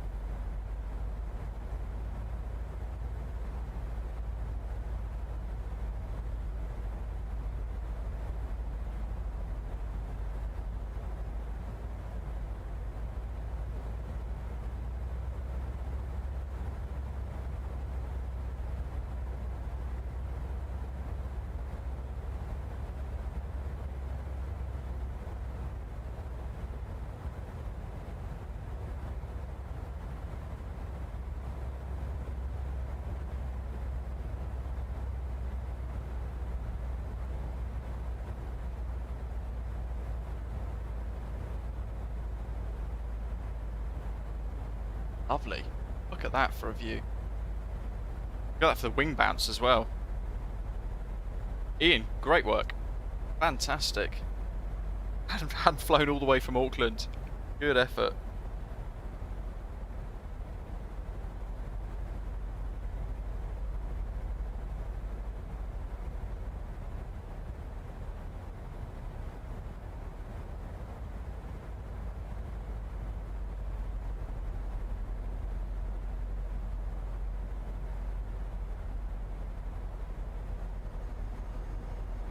That's about lap 10, wasn't it? Oh, there you go. There's Doc saying there, you arm approach when VDAV and LDEV boxes appear on the PFD.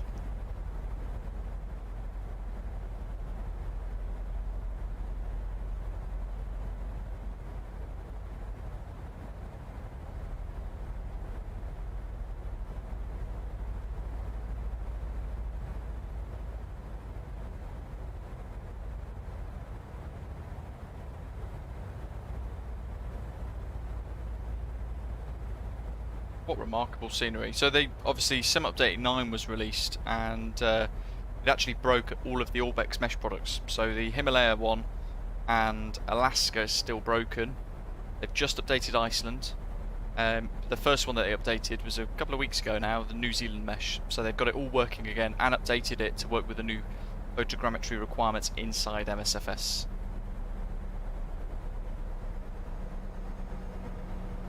And that is spectacular.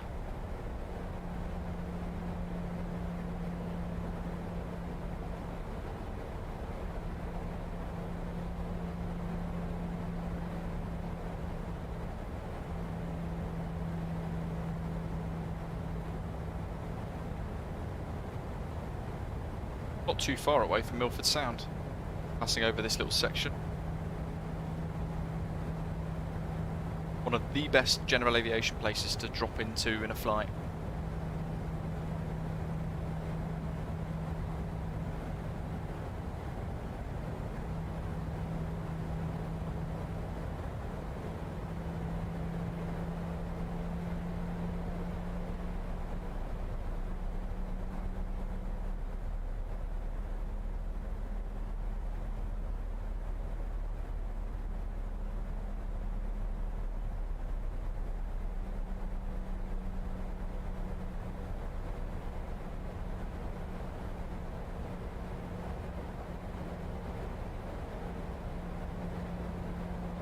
The reflections on the metal of the wings as well.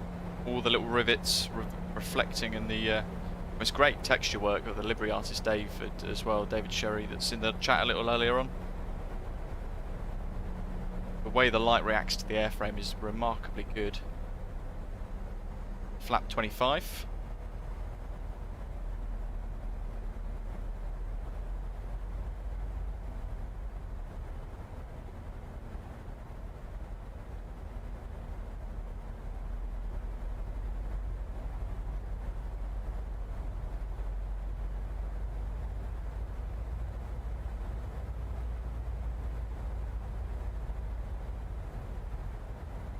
Imagine this in virtual reality.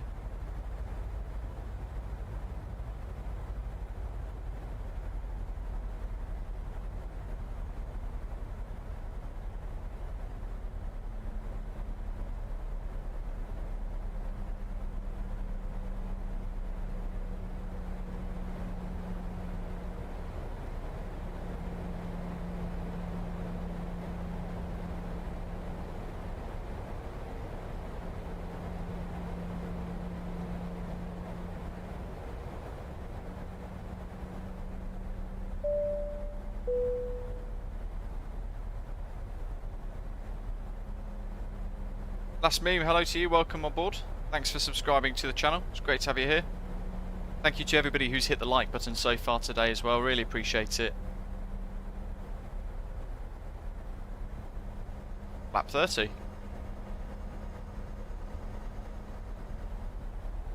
Wow. So, this is why I don't often do these replays, but sometimes scenery like this, I like to do the extended replay. You get a really nice appreciation for just how stunning, how spectacular Microsoft Flight Simulator is.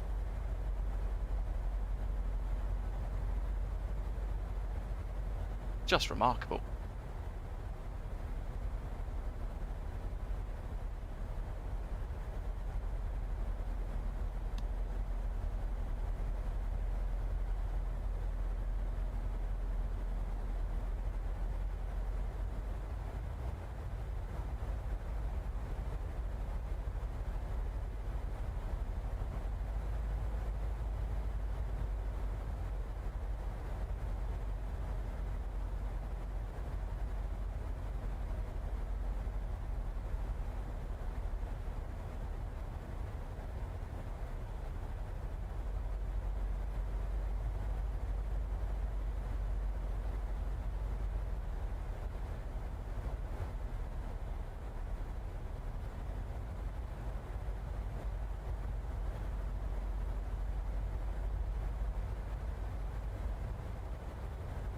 But okay, well, got to land behind Avgeek on a YouTube video. My life's now complete.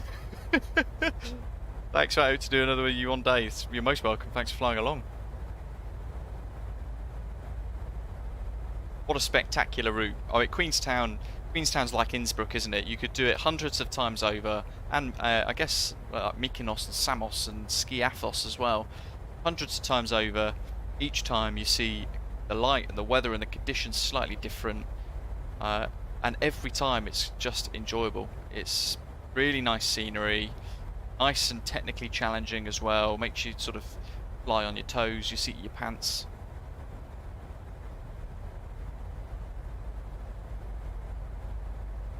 And I think here we're about 5 mile final.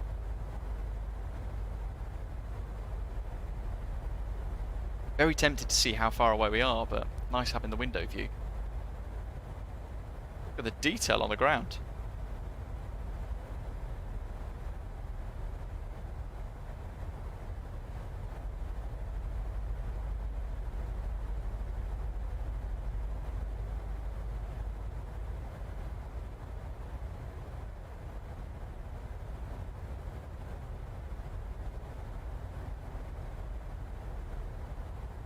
Yeah, good stuff.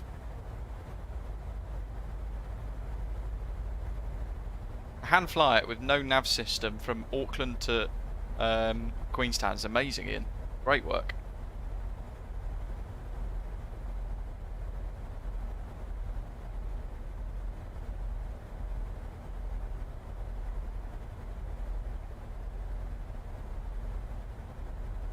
Plane Observer, it's called the Luke Air Tool. It's free to use, free to download. Comes with a program that they've created as well. It's like PackX, but it's totally free of charge.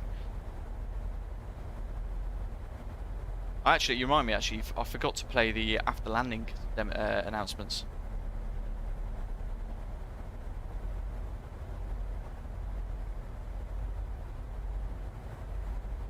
Anyone seen where Gav is on the missed approach path?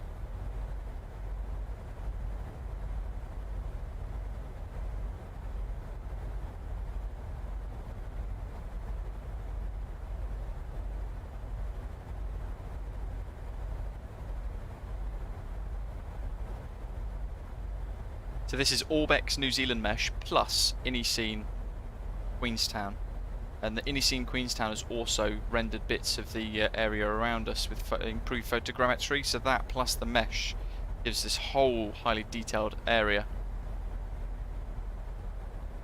Here comes that final turn. Very short finals now.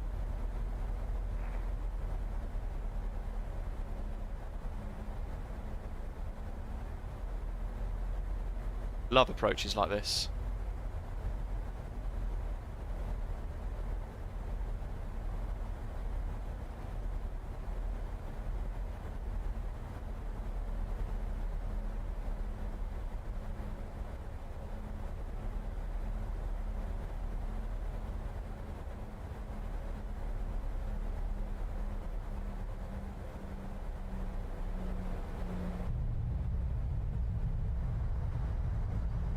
Look at that. If I quickly pause this, back up we go, and we're going to go back to drone cam.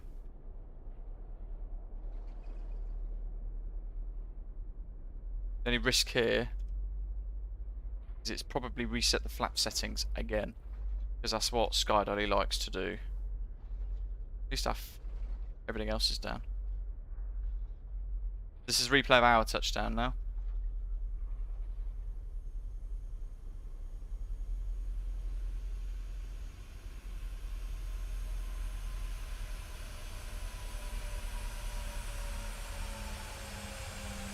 Oh, beautiful.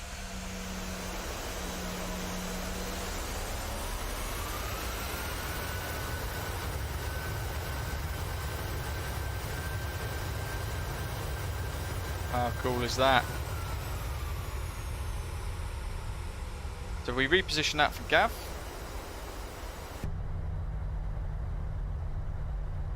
And then we can continue watching the replay through to our backtrack and everything else as well. In fact, he's just turning in, so let's replay this a bit, speed it up, and then we can play the after landing announcements. Ladies and gentlemen, please keep your seatbelts on until we reach the gate. On behalf of the entire crew, we would like to wish you a Merry Christmas and a Happy New Year. Wait, what? Thank you for choosing to fly with us today. Merry Christmas.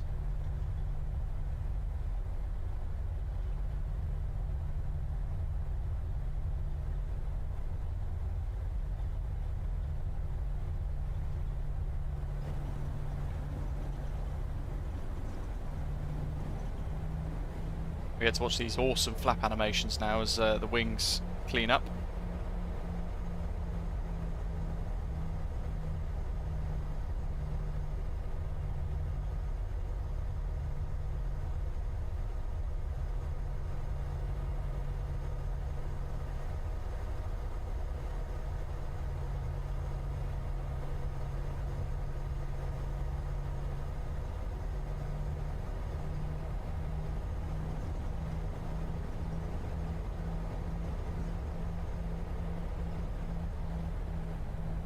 Yeah, it sounds like the default Luke Air Tool announcement, doesn't it? It sounds like they've changed it slightly.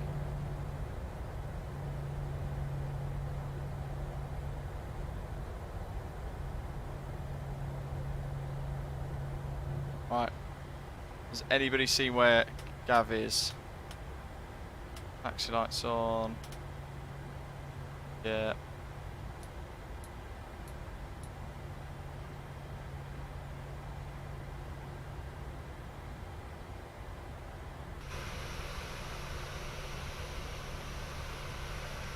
I'll load Balan to back up, that'll tell me.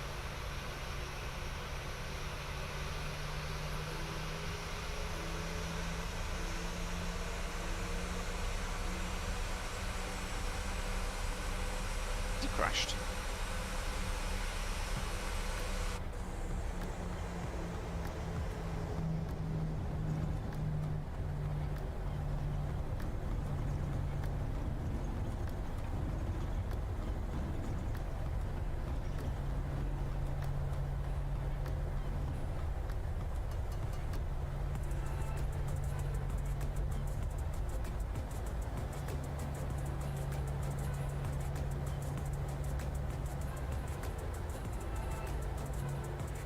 There we go.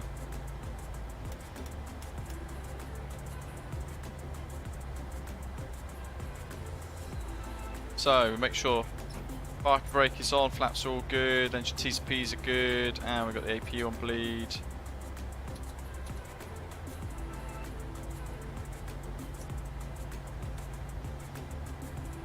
Turn that off, and fuel control levers both to cut off. Get the master caution.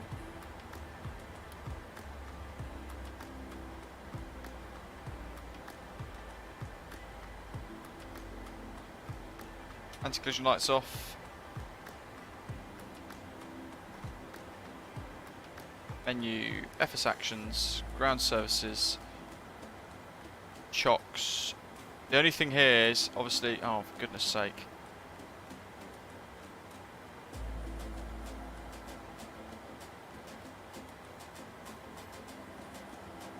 Stand by. Deal with the oxygen thieves in the live chat. Go and rot somewhere else. There we go. Bloody spam bots. Seems to be a plague on YouTube, doesn't it? Luke, no worries, buddy. Have a good one. There we go. Dealt with. Good riddance. Till next time. We're going to open up the stairs and things, but of course, what's going to happen in a minute is when we see Gav, it's going to have chocks on his aircraft and steps, or the door open on his aircraft as well. So it will look a bit weird, but it will make sense. I've mentioned it as we have. Stairs one left.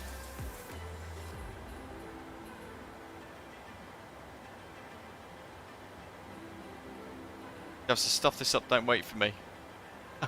I'll wait on the ground, but we'll end the stream then, I guess. Then we can go through and just complete all of our deboarding process and everything else while Gav's going around in circles up above. Somewhere in the sky above.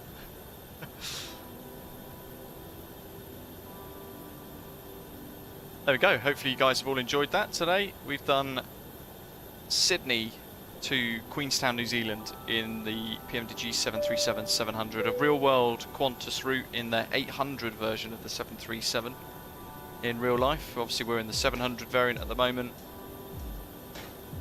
Really enjoyable route, a couple of challenges for a few flying along with us needing to refer to the QRH throughout to help some others out as well. Very exciting stuff. Keep an eye on the channel. Friday is most likely going to be our next live stream. I'm yet to plan where we're going to go, but we'll probably discuss it and plan it in the members lounge on Discord, or just more widely on Discord itself.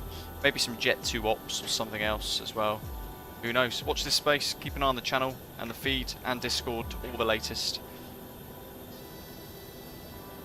Thank you to everybody who flew along. Swim and Climb for dropping your super chat earlier on as well. Really generous of you, really appreciate that. And everybody who has clicked the like button and the subscribe button throughout today's live stream too. It's great to have you on board with us. Thanks to Brad for choosing to become a channel member, supporting the stream.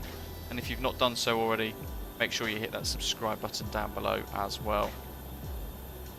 If you want to get your hands on this scenery or anything else that we've showcased today throughout the live stream, then have a little look on or across various different platforms for iniScene, iniBuilds, Queenstown, PMDG.com for the 737, and Orbx for their New Zealand mesh as well. Thank you very much for watching. I hope you have a great rest of the day, and I'll see you very, very soon. And I'll be on the ground, Gav, waiting for your arrival. Thanks for watching, everybody. Take care.